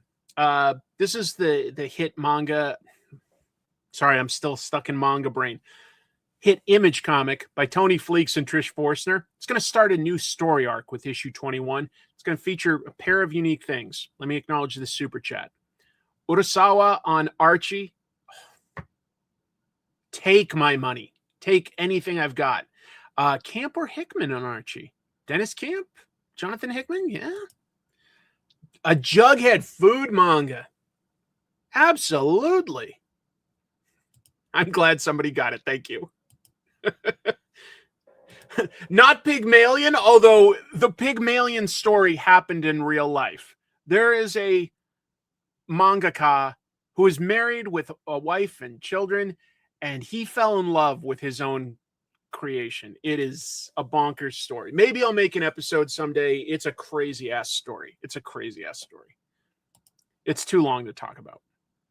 So anyway, in honor of G.I. Joe's famous silent issue, number 21, Feral number 21 is also going to be a silent issue, no dialogue, because it's going to be told from the point of view of the deaf cat that's a supporting character, Ghost. What a fantastic reason diegetically to have a silent issue. Did I use that word right? Diegetically? I think so. Second, the book promises a surprise crossover of some sort with the characters from Fleeks and Forstner's previous comic, Stray Dogs. We always thought they were two separate things. No, maybe they're connected. I don't know what that could be. I really don't. First of all, Larry Hama wrote all the G.I. Joe issues, minus like 2 or 3 fill-ins early on. But he also drew issue 21 because it was falling behind, and he is an artist. So rather than fall behind, he was like, instead of just say doing like breakdowns, I'm going to draw the whole thing. I'll skip the scripting stage. I'm just going to draw the whole thing, and we're going to cut out the dialogue. And that way we will make the issue hit its deadline. And on top of that, he still had a title, and he argued successfully that the letterer got paid for the full issue, their going rate. It wasn't like a per page, it was a per issue thing. Letterer just had to do the title and got paid for a full issue. Larry Hama is good people. Make that tropes episode. Now I feel like I have to. Good, I used diegetically correct. Thank you for the confirmation. I thought so. Anyway. And finally, March 25th, it's going to come out. It's going to have some variant covers. One, the one I'm showing, homages the famous G.I. Joe number 21 cover. They also have one that homages the horror movie Don't Breathe. So very, very cool. I just thought that was a couple of fun things. The idea to, with your 21, also do a silent issue, but have a story reason for it. Tell it from the perspective of a cat that we already have that's deaf. That's brilliant. That's brilliant. Oh, I've got some James Tynion news. I think I said earlier that I would. And I've got the little rolling bar down there. Anyway, Tiny Onion announced that it's working on creating several TV shows animated, specifically animated shows, based on his comics. So the first is an adaptation of basically Tynion's first big successful comic. It was published at Boom Studios, The Woods. He made that with artist Michael Dialinas. I might have gotten that a little wrong, but anyway, so technically that the rights for that are with Boom, and Tiny Onion is licensing them back to make an animated adaptation of it. If you never read it, it's a great simple premise at the beginning. It's got a Milwaukee high school all of a sudden just is transported to an alien planet, and specifically the dangerous woods of an alien planet. And the characters have to figure out how to survive. Simple but cool story. Really, really good. I haven't muted anybody. I just haven't like highlighted every single chat, but I haven't muted anybody. Tynion is also developing an adaptation of his Image comic that he's doing these days, the sci-fi horror series World Tree. That's set up at Netflix right now. And it follows I'm just simplifying it, but a deep evil within the internet that's a corrupting influence, and it could destroy the world. It's pretty cool. And then the Tipsy Dragon is an original concept of Tynion's. It's set in a tavern in a world where the age of heroes and legends is long past, and its barkeep and patrons couldn't care less about their supposed role in an ancient battle between good and evil just outside their doorstep. So anyway, yeah, several things in the works as animated series. And you know what else is kind of cool? Just how popular animation has become. I think, you know, K-pop Demon Hunters, Demon Slayer, Chainsaw Man, DanDaDan. These are all, I know 3 of those were anime, but a lot of successful animation. And I'm going to talk also later about the Ninja Turtles animated short movie that came out. It's really good.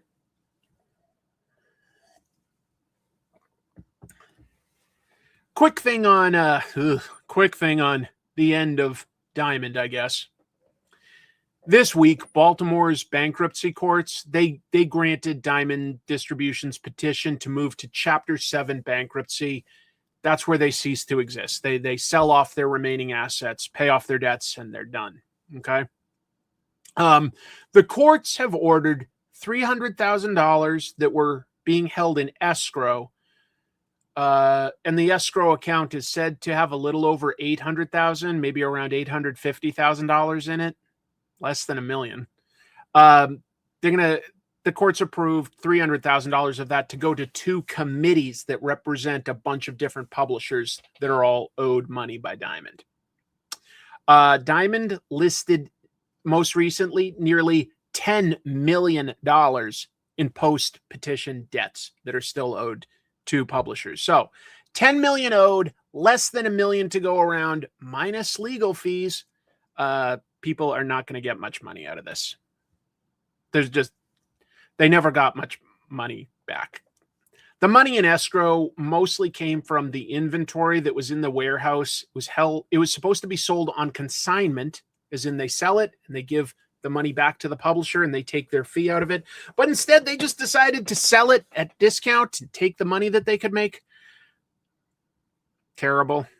JP Morgan Chase is no longer lending any money to Diamond. So these are just the final steps to give the money that they have left to the companies that they owe and the lawyers.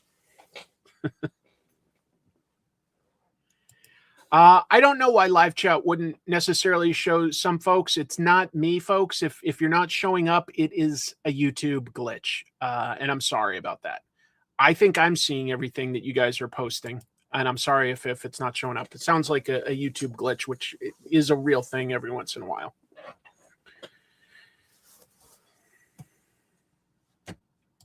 Well, again, Diamond was a distributor. They didn't really make comics. They weren't really a publisher.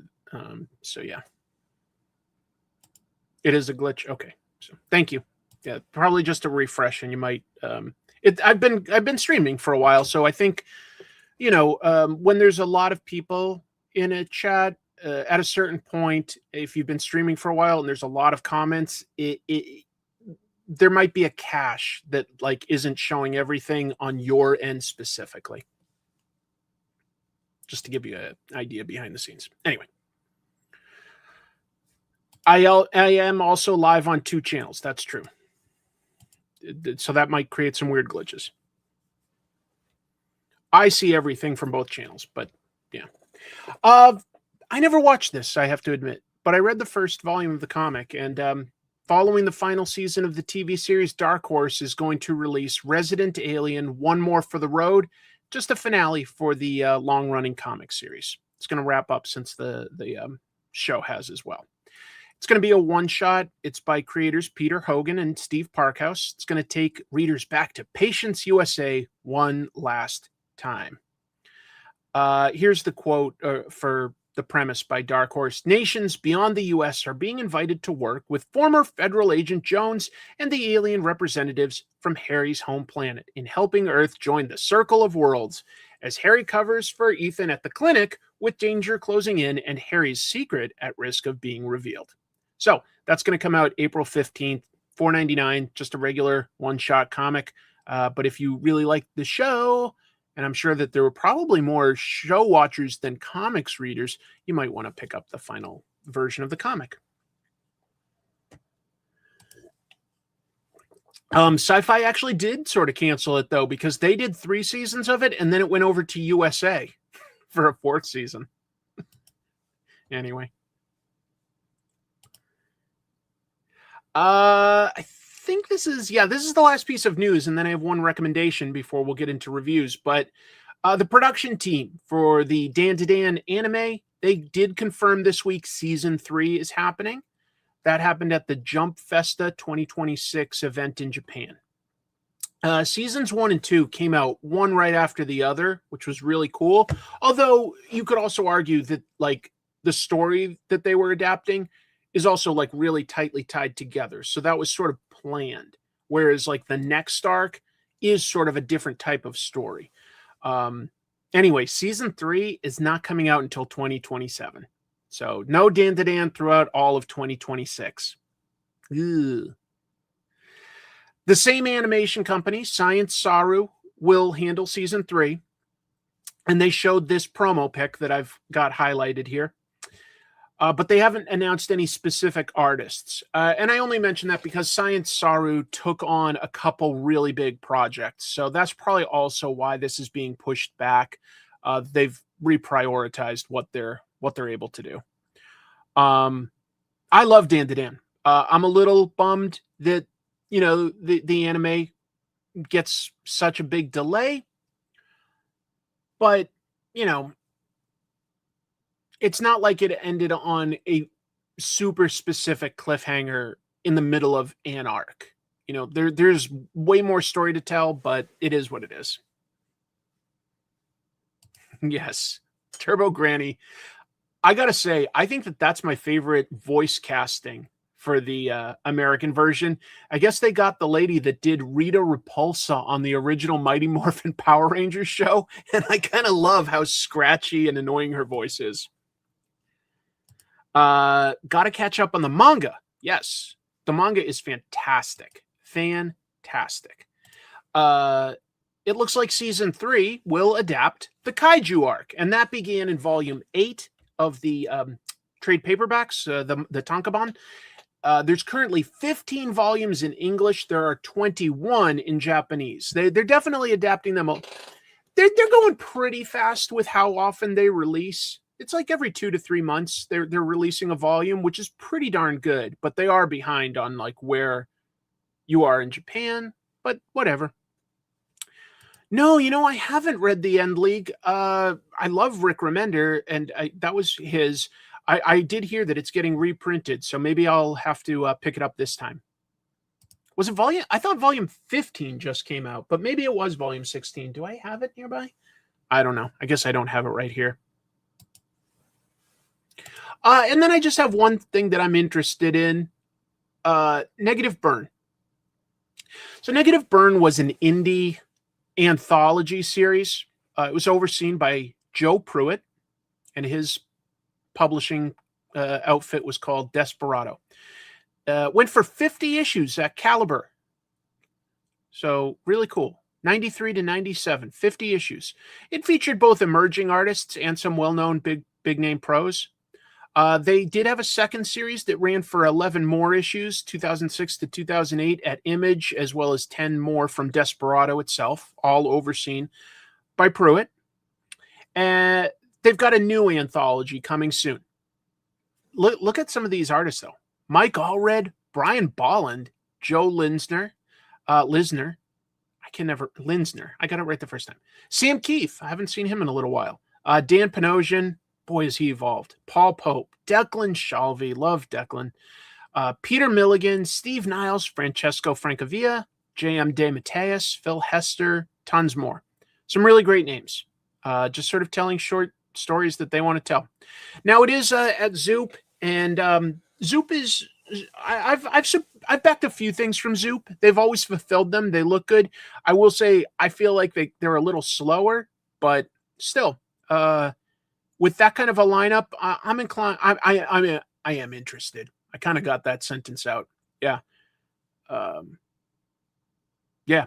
Just thought I'd share that with everybody because that's a pretty damn good list of artists. All right. That was the news. Now it's time for the review segment. So while I set up my camera, allow me to do an interstitial here. Let's do it. Let's review. Review it. The review.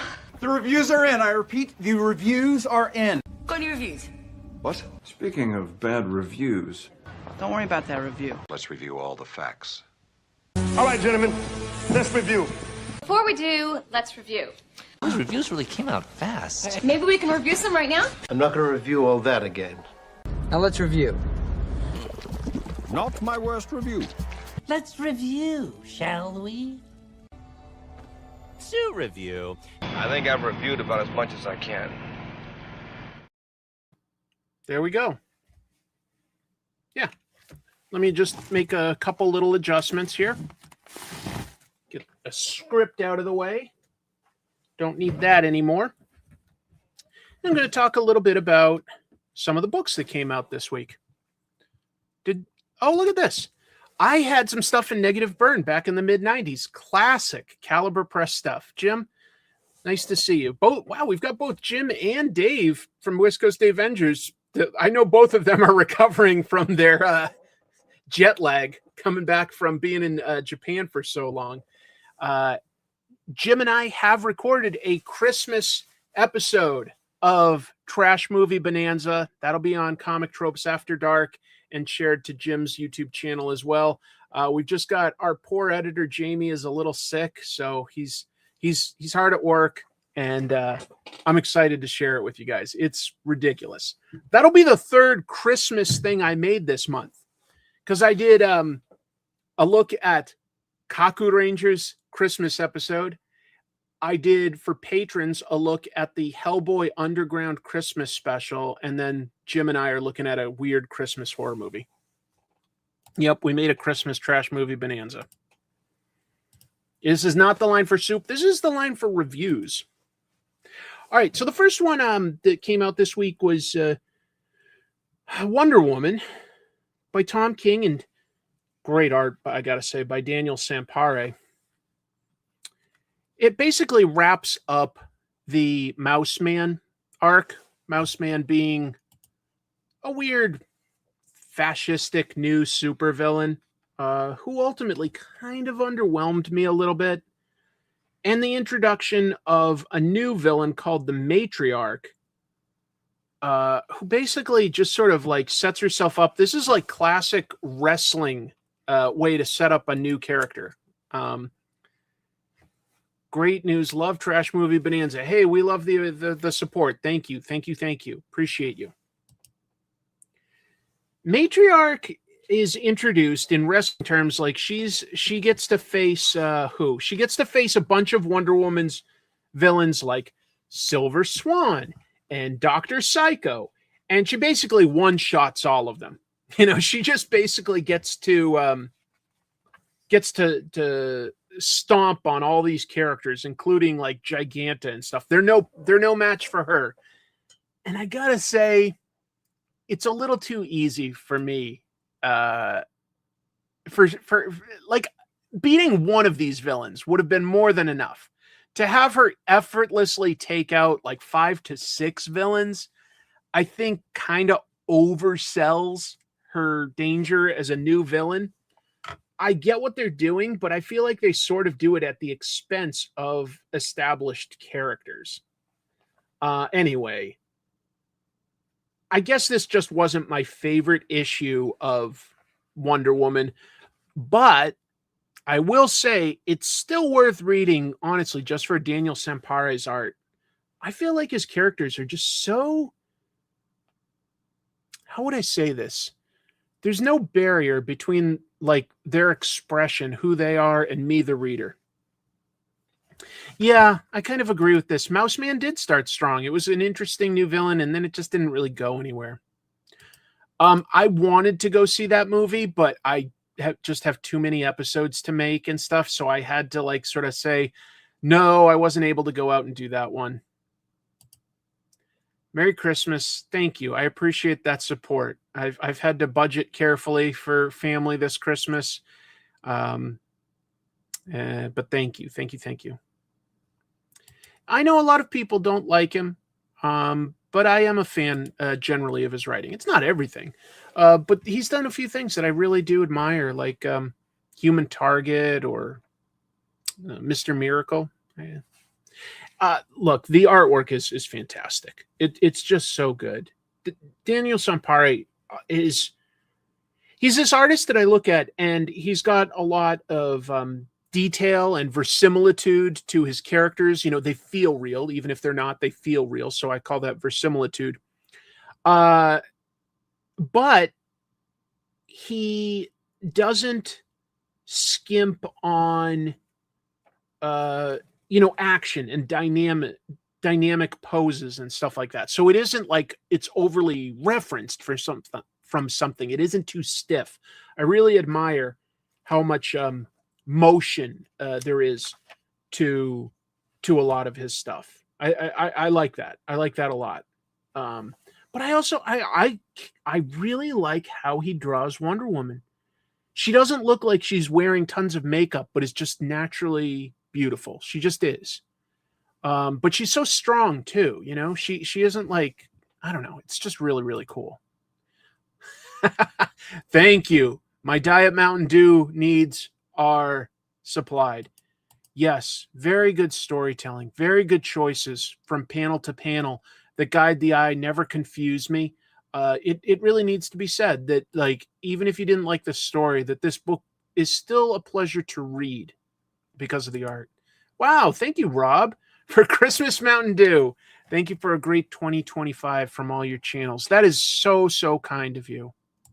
That's right. Jorge Fornes did assist in this issue. So hold on. I was giving Daniel Sampare all the credit, but maybe you know what? I think the stuff with the matriarch must be Fornes.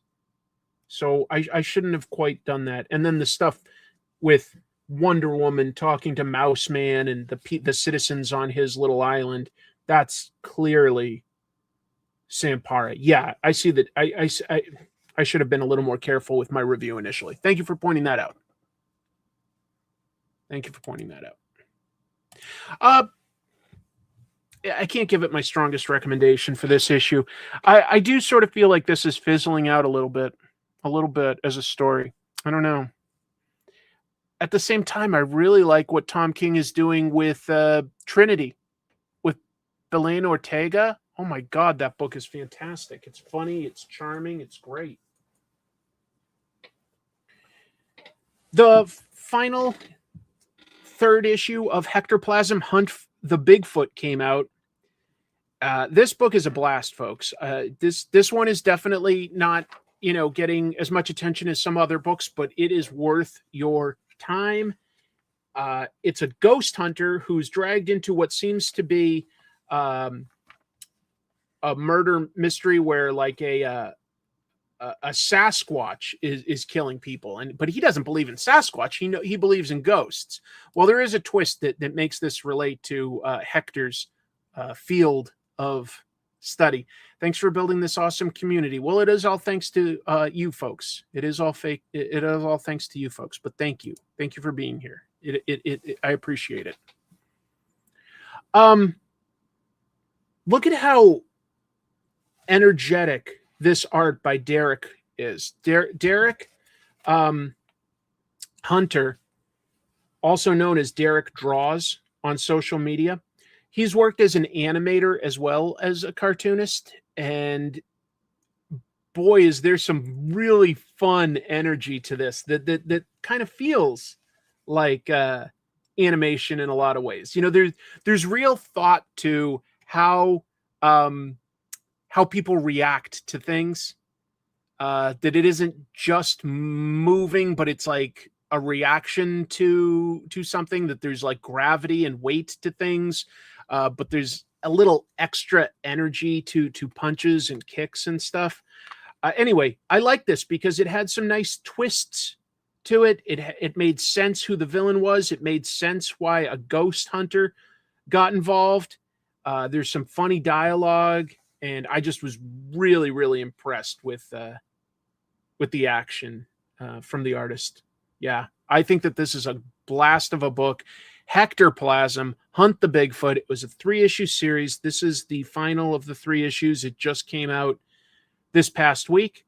If you can find it, I give this a very strong recommend. Not Chris Bocciolo. I can see a tiny bit of that, I suppose, when you mention that name. It strikes me as very, very animated in a good way. Good, really good way. Folks, I picked up the Ordained because we've talked about this in the news. Robert Venditti wrote this, and he's also worked with writer Derek Kolstad in the past, or in the future too. And Derek is the writer and creator of John Wick. Okay, very popular. And when Derek heard about Robert's pitch for the Ordained, he optioned this comic to be made into an action movie before this even hit the stands, because he was like, oh, that's a good premise. And I was like, well, I'll give it a shot. I don't know if it's for me or not, but I'll give that a shot. Because I like Trevor Hairsine. He's an interesting artist. And I like the premise. And the premise is there's a priest, Catholic priest, who administers the last rites to a dying mob boss. The mob boss is like, thinks it's his final day. And he's like, I kind of always meant to like turn my life around. It's too late, you know, but I want to make my confession. And who knows how sincere it is, you know? Who knows how sincere, but maybe it is sincere. Anyway, he admits to some crimes and stuff to do his confession. But then he makes a miraculous recovery, okay? He seems to be feeling okay. So he puts out a mob hit on the priest. That's just the premise. But what we find out is that this priest is a total badass. He was like, I think, a soldier or something in the past. And so he's not willing to kill, but boy, can he fight. And that's a pretty simple premise, but it's executed well because it takes its time to establish, like, we're pretty far in by the time we get to that action scene. We get to know the priest by going through some of his daily job, you know, his work as a priest. And I always think, no matter what your job is, I always think it's interesting when you really take the time to just lay that out. Like, don't just hint at it, but like really show us step by step what somebody does with their day. I think that that's done really well by writer Vince Gilligan on shows like Breaking Bad, Better Call Saul, Pluribus. He has these montages that really show us how somebody writes or how somebody practices law, how somebody does research, how somebody does something with chemical reactions. You really understand how a business is set up. And I like that. Like, I think it's intentionally slowing down the pace. And you're like, hey, the audience is going to go at the pace I'm dictating. Now, you could get boring. You could. But if you're handling it right and it's honest, it's interesting. Yes, it is. It's world building. And it does humanize the character. Because I'm not religious, but I can still like a priest. He can still be an interesting, likable guy. I'm not going to be against him because he's got a job of something that I don't personally subscribe to. And I like I like that I believe in him and think of him as a pretty good person, as a bit of a tough guy, but as a real person that listens to people, you know, like has empathy. And then after we establish all this empathy that feels very believable and well earned, that we get like all of a sudden it just goes to pure action chaos. And I will say that like the individual shots of the action, very good. I don't compare the storytelling panel to panel to some of the other artists that I've seen today. I did find myself a little confused here and there going from panel to panel. It's not perfect, okay? It's not. But the individual shots are good and it's cool. And you're like, yeah, I get that this is a little bit of a John Wick type of a thing. And we are going to just see this guy getting chased by the mob, marked for death, but he's a badass priest. It does feel a little like something from Guy Ritchie, but you know what, folks? It's paced really well. It's written with good dialogue that isn't over the top or forced. It doesn't like go too fast or try too hard to just get to the cool stuff. It earns it. It earns it. I had a blast with this. I think it was really, really good. Maybe. I thought it was paced well. I got it more based on the premise, and I'm like, it's a gimmick. I'll give it a shot. Maybe it's a gimmicky idea, but it's executed well. And the best projects aren't the idea, they're the execution.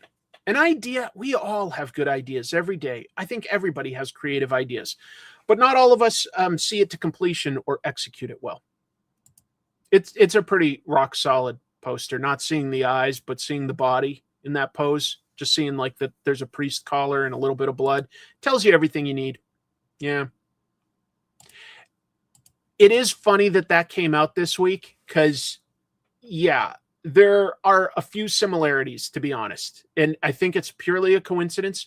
But the latest Knives Out movie is the main character is also a priest who used to be a boxer. So he's a bit of a tough guy, but we are in his corner because he is an empathetic, kind person, genuinely, not like forced or anything.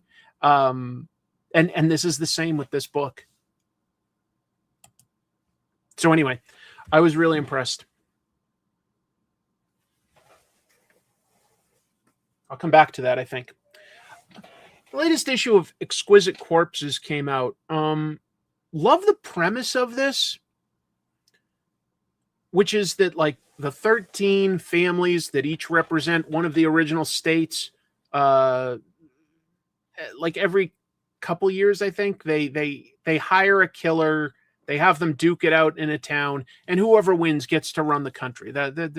Fine. Oh man, Jim, thank you.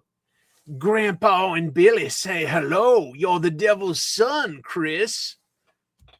Jim, thank you, man. I'm so glad that we've gotten to know each other better and get to do a show together.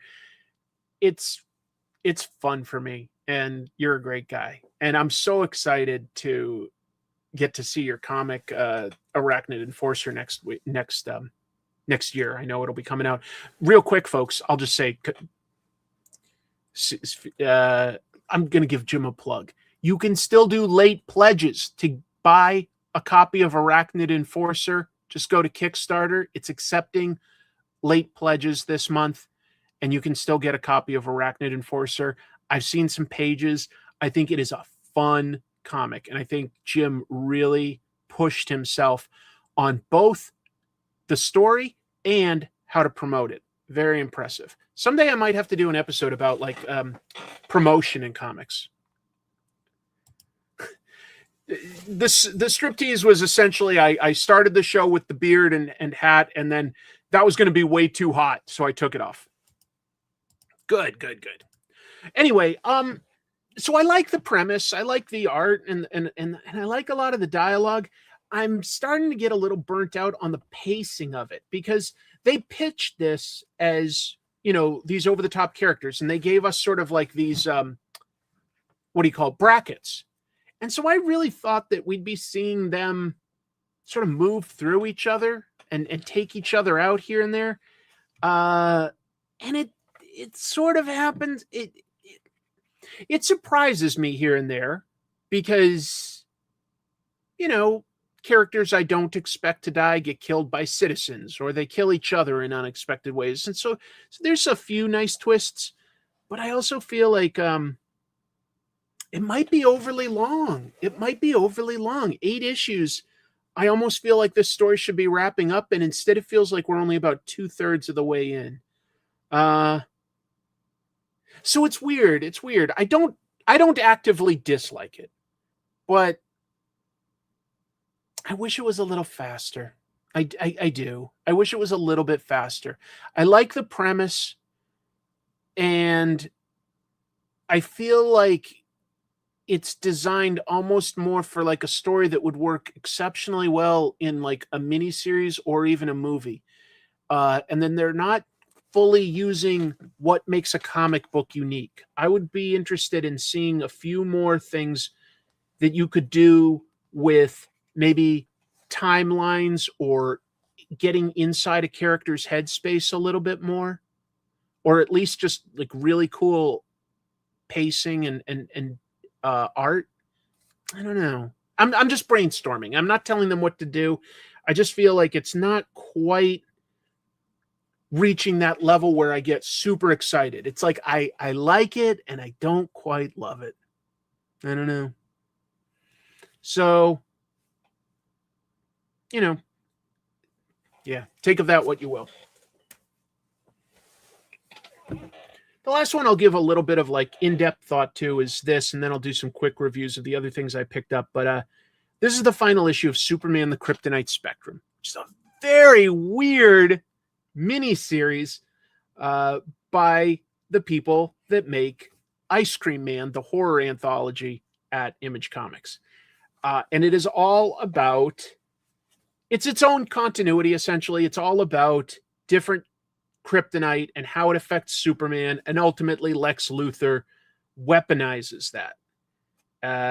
And yeah, this final issue is all sorts of crazy ass shit happening to Superman, folks. There's a kryptonite man that Luthor has created. Superman gets grown and he gets shrunk and he gets, I think he's turned gay at one point. It's not explicit, but it seems to be. All sorts of weird things keep getting done to him, okay? And it calls back to everything else that we've seen in this series.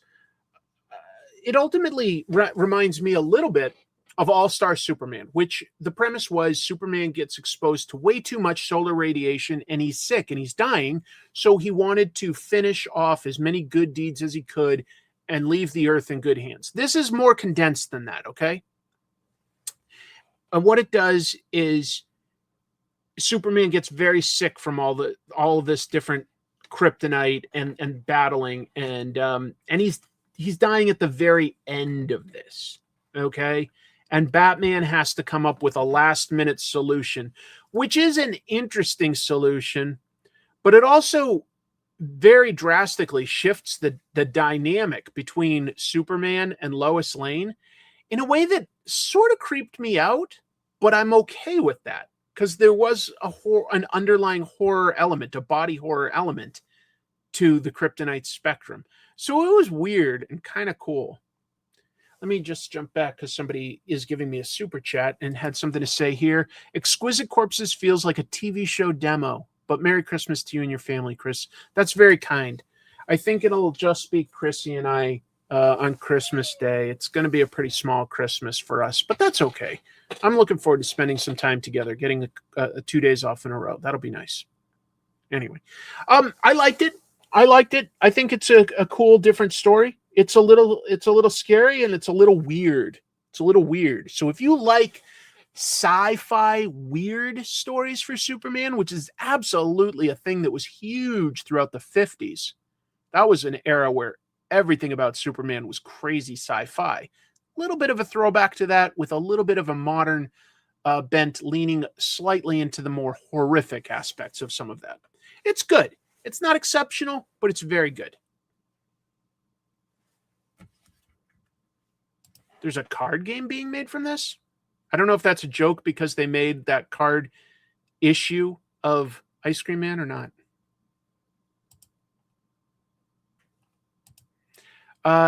You give my friends and I something to look forward to on Mondays. Thank you for being awesome. Oh, thank you for the super chat. That means a lot to me. Thank you. Thank you for watching. That's what makes it fun. Talking to all of you is a big part of what's fun. I picked up two other things this week, I won't go as into depth. I like Star Trek The LA Starship, or The Last Starship.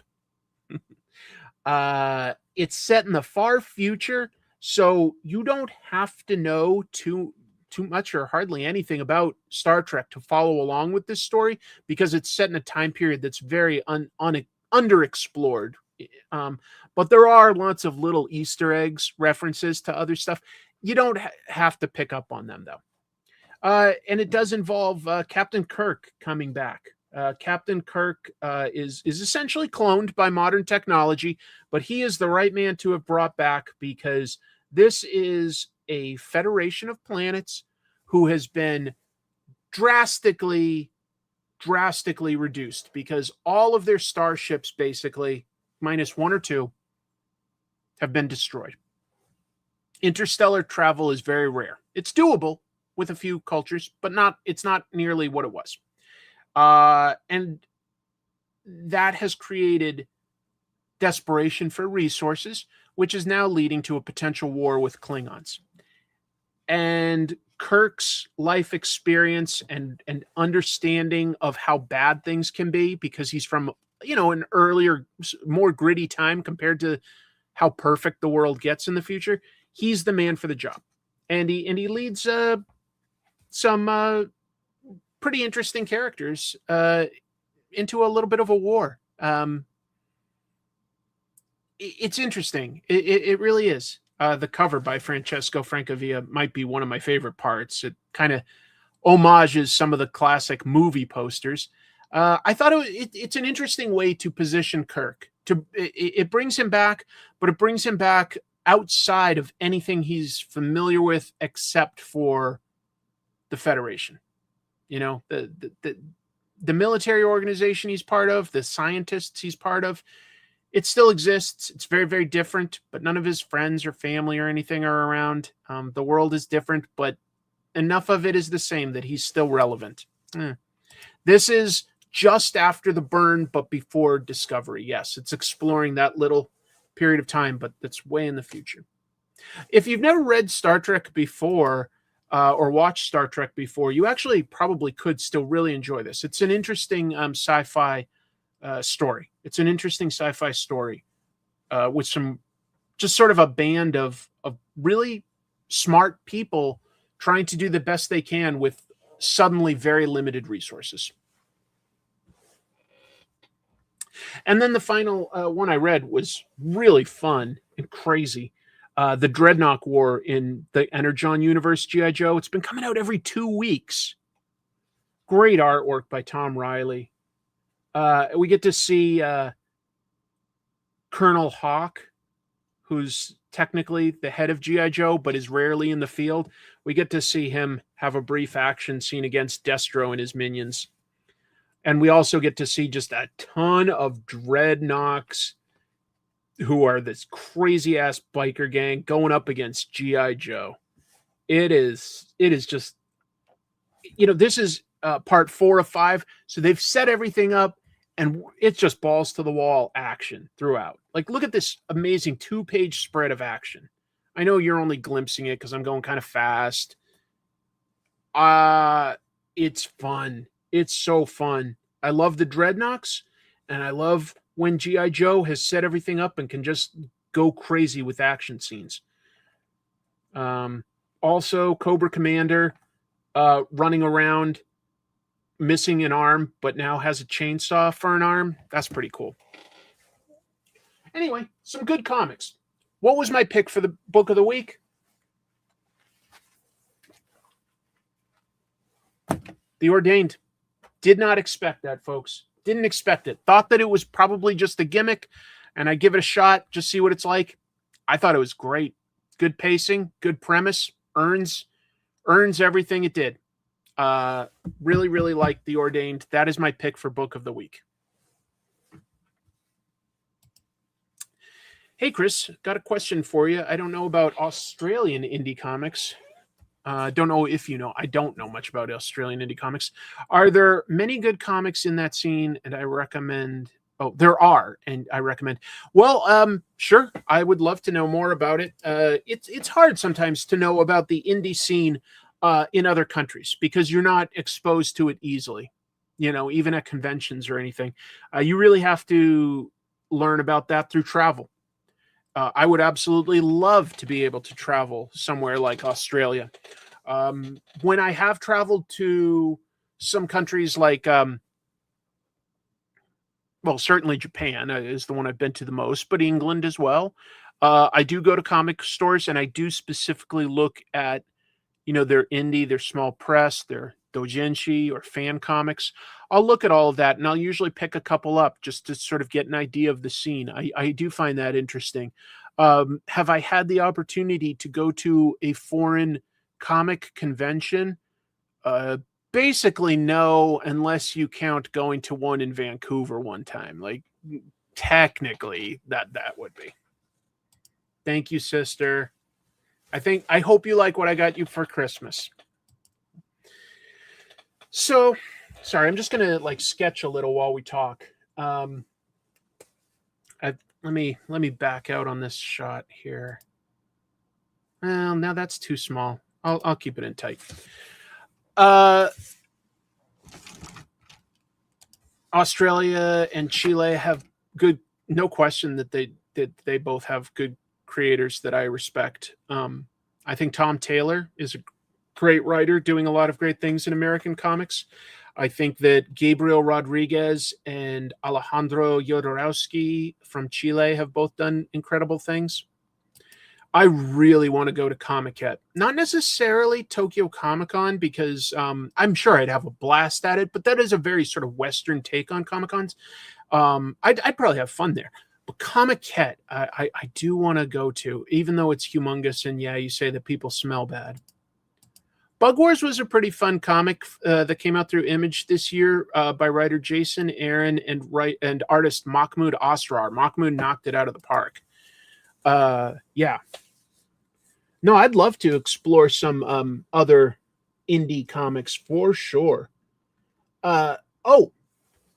So I saw some movies this week. I have something called AMC Stubs.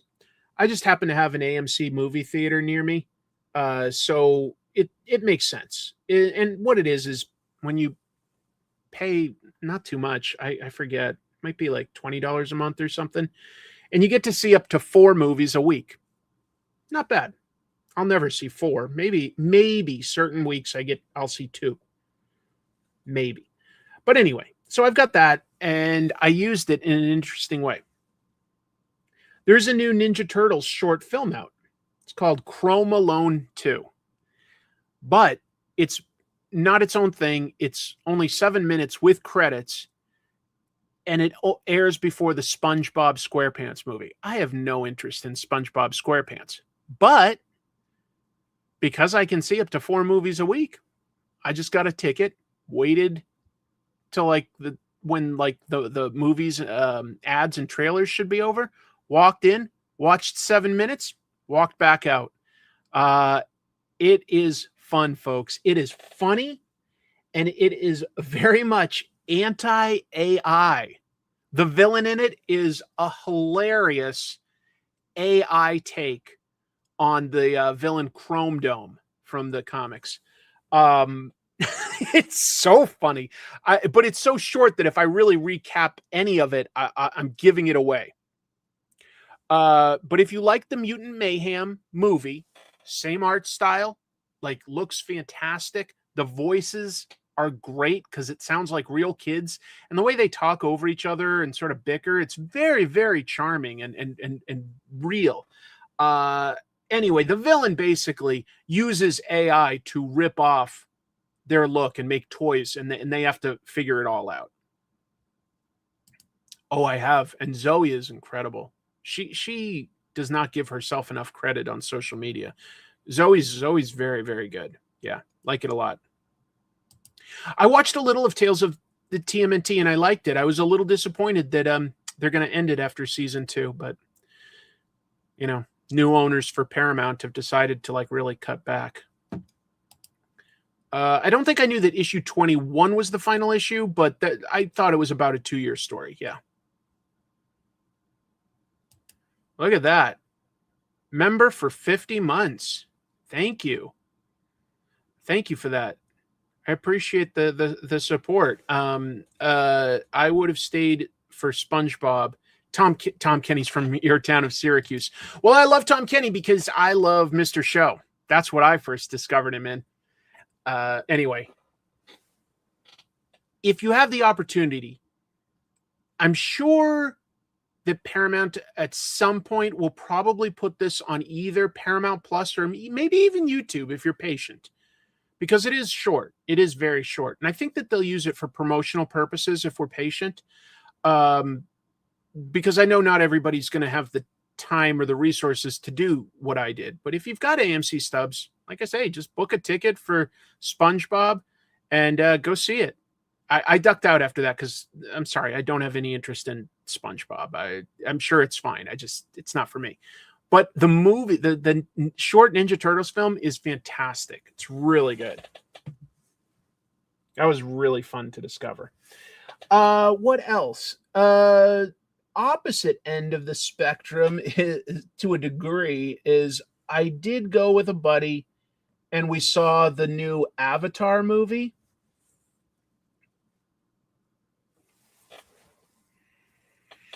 Of all the movies in 2025, I can honestly say Avatar was one of them. I joked on social media, it's the movie critics are hailing as rated PG-13, and Peter Travers of Rolling Stone calls it 3.5 hours. It is so long, folks. It is so goddamn long. When you combine seeing the ads and trailers beforehand, my buddy and I were in the movie theater for 4 hours. Just brutal. Do I recommend it? Not really. If you loved the last 2 Avatar movies, trust me, you'll enjoy this one too. It is the same thing. It is the same thing. The final act is the same third act that the first 2 have, where, the good guy just talks a new group that doesn't want to fight into fighting with them, and they trash the bad guys. I won't say specifics, but, it's the same. I don't know. I kind of went in not thinking that it was necessarily going to be anything that excited me. I will say that, like, on a technical level, I have no complaints, really. The special well, no, you know what? I'm going to back off. I even do on the special effects. Are they impressive? They really are. But James Cameron really likes that high frame rate that they did before on like some of the Hobbit movies. It's like over 30 frames per second or something, which gives it a very different look. Yeah, I did that. It looks to me, honestly, like a video game cutscene. The entire movie, really, really, not like trying to be mean. It really looks like video game cutscenes. Especially with how animated everything is. Like, all the characters and backgrounds are animated, and you put that high frame rate on it, it looks like a video game, which is, whatever. Thank you for the support. Happy holidays to you. Thank you. Is it 60? Wow. I think film is something like 22 to 24, and that just it's not real. It's not like real life, but it feels like something, and it doesn't feel bad or jittery generally. I like how film looks, like standard frame per second. I like how that looks. I did not love how Avatar looked with that super high frame rate. It looked too smooth and fake. It didn't, I don't know. It just didn't look right to me. Maybe someday I could get used to it, but for now, it looked like, when your parents don't have their TV on the right settings, and they're playing like, a football game, and it just all seems like too sort of smooth. I don't know. Structure-wise, story structure-wise, it's fine. It makes sense. It plays fair. It sets things up and it pays them off. Does it have a character arc? Yes.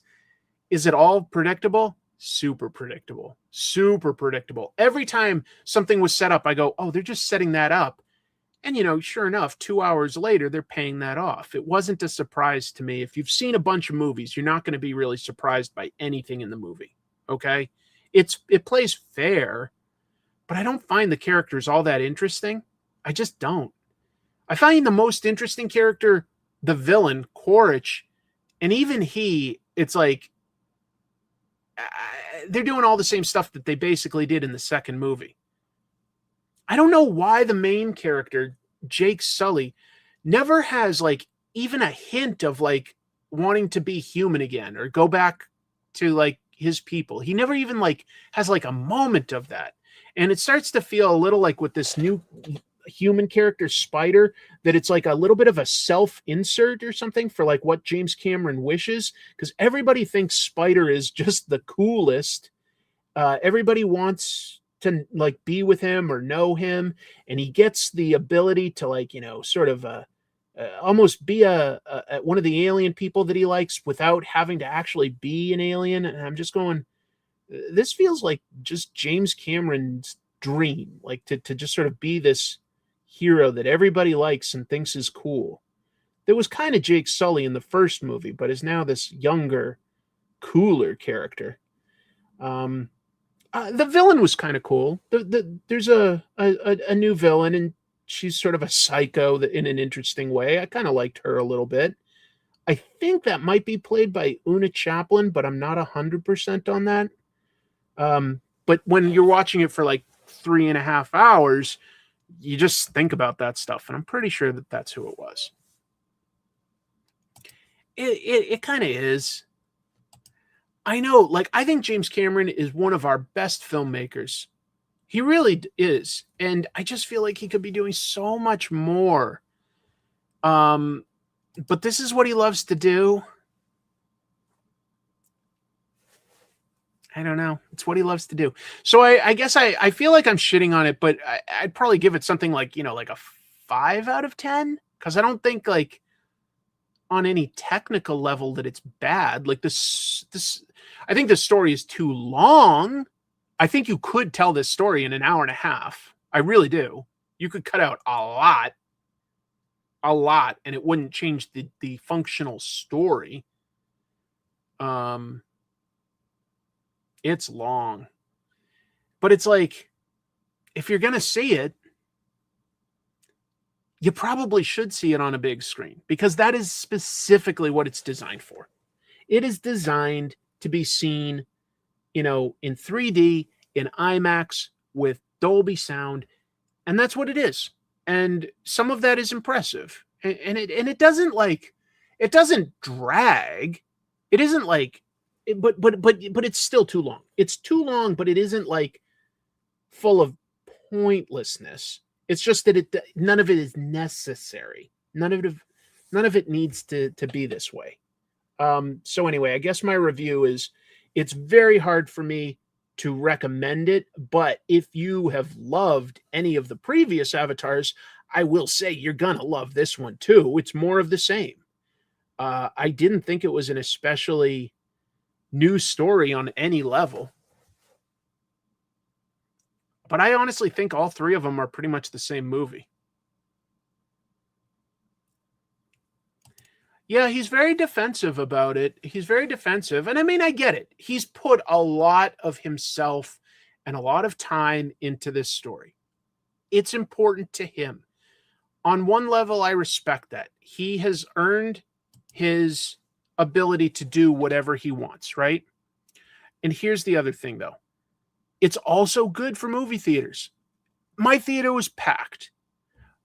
All the showings for the weekend were sold out. My friend and I had to book in advance and kind of sit over further to the side than in the middle where we'll typically try to do. So is it good for movie theaters? Yeah, it probably is. Do I think it's a great movie? No, I really don't. But it might still be interesting to you if you like that world, or if you want to be amazed by the technical special effects stuff. Maybe. I couldn't really recommend it, to be honest. Oh, well, welcome. Thank you very much for the subscribing. I appreciate it. I think Alita Battle Angel, I didn't think that I would be interested in that adaptation. I watched it on a plane, which is obviously not what it was designed for, and I was kind of impressed with it. I was surprised. I kind of liked that one. Thank you. Yeah, they make tons of money. They don't seem to have a lot of impact. I could not remember some of the stuff they were referring to. I've seen the other two movies once each. I didn't remember some of the stuff. I was like, did this character die or not die? I don't remember. I did see the Avengers Doomsday trailer. It's a teaser, really, and it's fine. It didn't necessarily. I already want to see the movie. It didn't excite me anymore. Sometimes I'm a little disappointed in the MCU that they're backing off of their newer characters so hard. You know, like the new trailers for Avengers Doomsday really emphasize the cast that is sort of moved on that they've brought back. I think Shang-Chi and Ms. Marvel are fantastic additions to the MCU. But have either of them shown up that much? No, not much. You talking about the original Warlord by Mike Grell? If you're talking about that, I did. Not lately, but I have. I saw the trailer for the Odyssey. That was maybe the best part of being at the theater for the Avatar. Not even kidding. It's a long-ass scene which shows how it would have been work to sneak in the Trojan horse, and how that, like, I loved it. I loved it. That is a movie I'm excited for, and the trailer helped get me excited for that.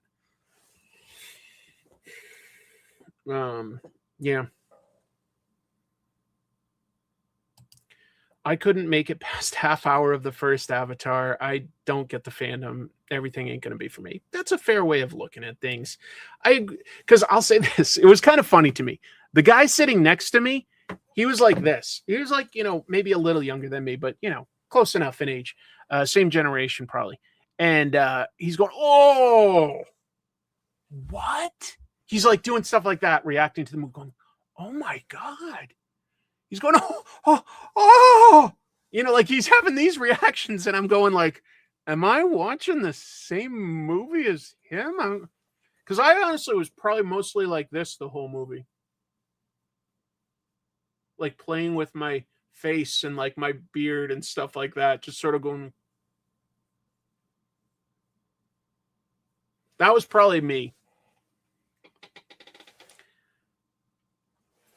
That guy was a furry. Yeah, they didn't let him come in with his Avatar suit. What are the Avatar people called? I can't even remember. And I just saw the movie, but I honestly, it's not coming to me. There's a name for them, and I don't remember. Oh, well, it's not important. I don't think my reaction is a surprise. I think that that's sort of how a lot of people feel about it. Do I feel like I wasted my time? I don't, but it isn't. It's hard to give it a strong recommendation. Yeah. Hopefully I gave you a couple opinions that can shape whether it's something you want to see or not. But yeah, the only real thing I've carved out for myself to watch is I usually have time to watch these days like one TV show at a time, pretty much just one. And so what I try to do is honestly find something that Chrissy and I can both be into, so that we can just spend a little more time together. And lately, the one that we've both been enjoying, I think, is Pluribus, which I think is really cool sci-fi. Does unexpected things, can be funny, can be just thought-provoking. I really like Pluribus a lot. But there's only one more episode, so that's almost over. I think it comes out Christmas Eve. Then we might binge either Welcome to Derry or Fallout, because we watched the first two of Welcome to Derry and then got sidetracked with a different show. I can't remember now, but it was good, and I would watch that. And then Fallout, we both liked season 1. Neither of us have played the games, but Fallout was really fun and cool. Had lots of cool characters and ideas and stuff behind it. So yeah, those are both things that I'm excited to watch. Or interested anyway. I think I'm excited for both. Yeah.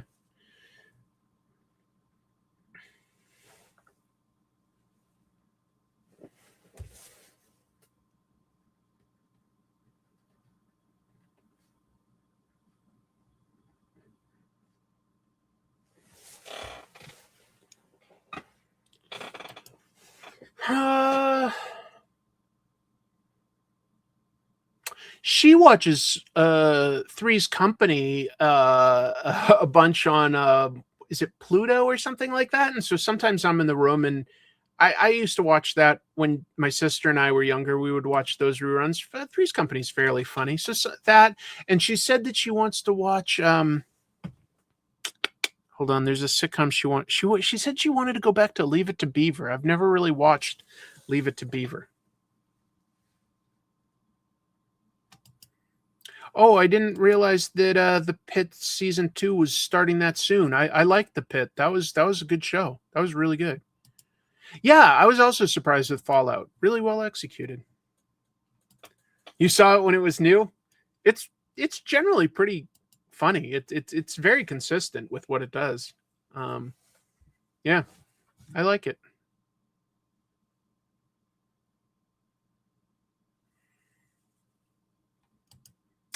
Thundar the Barbarian. I think that Jason Aaron is doing a Thundar the Barbarian comic with Dynamite. Am I wrong? Isn't that Jason Aaron that's doing that?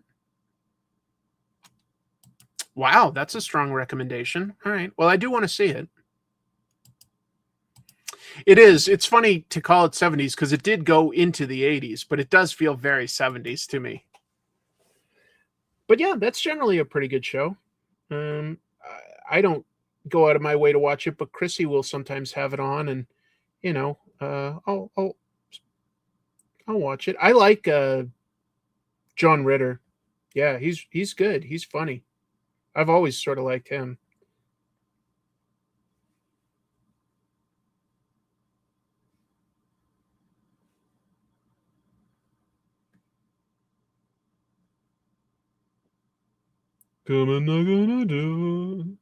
Oh, I've got a small thing to share that's sort of comics related.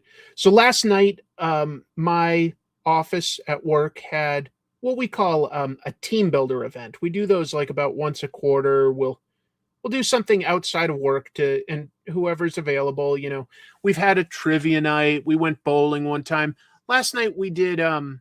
We went to an arcade, and that was fun. You get to just sort of know each other a little bit outside of work, and play some games. Or we did a little karaoke. We had some pizzas, and I like crane games. So I found one that I wanted to go for, and I said, I'll give it 8 tries. And on try number 8, I won my prize. I got this guy. Tony Chopper. Look at how cute it is. I don't know how into One Piece any of you guys are, but I like One Piece, and I really like Tony Chopper.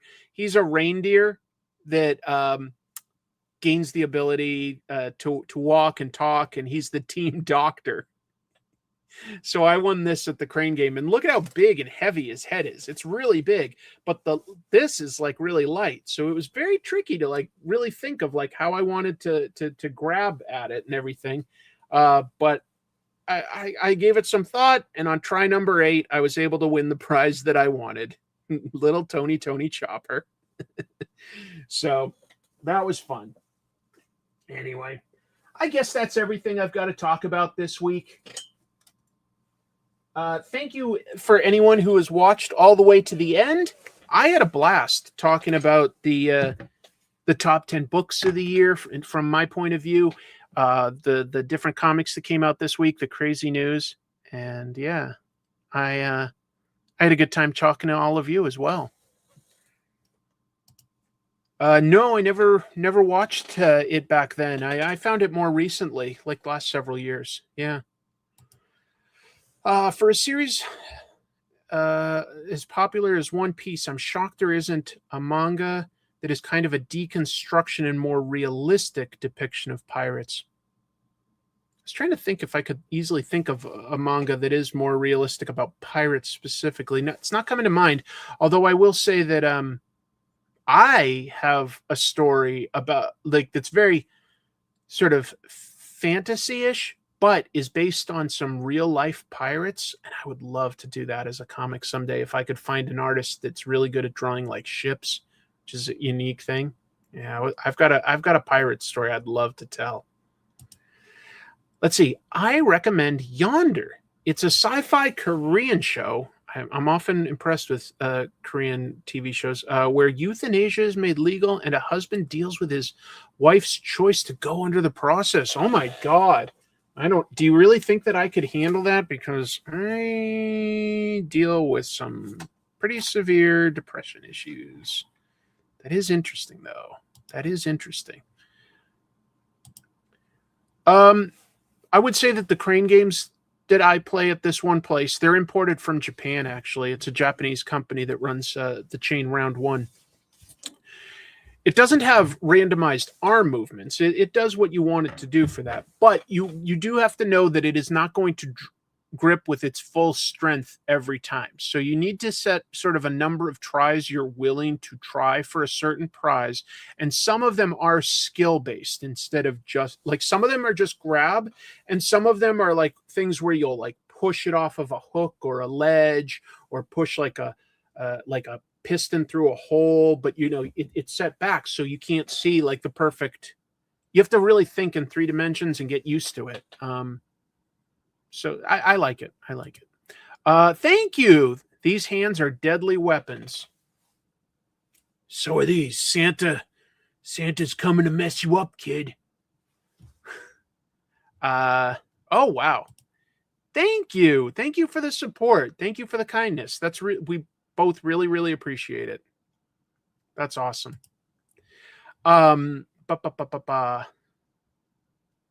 It's okay to sign off. Oh, I know. No, I'm just trying to think of what else there is and addressing any comments here I'm noticing. About Siegel Schuster. Wouldn't comic books have happened anyway because of the popularity of comic strips at the time? Well, they were happening already. You're absolutely right. But was there an idea that hit as big as Superman? No, there wasn't. And if you look, like, there was just so much knockoff stuff that was being made. So it was like they created the hit thing, and really nobody else came close to that. Maybe Captain Marvel could have been as big. Would Captain Marvel exist completely independent of Superman? I don't know. There would probably be other superhero ideas, but not the same way. Everything was very derivative for a while. Yeah, I'll be on next week for sure. Anyway, I had a great time, folks. Thank you so much for watching. Please hit like and subscribe.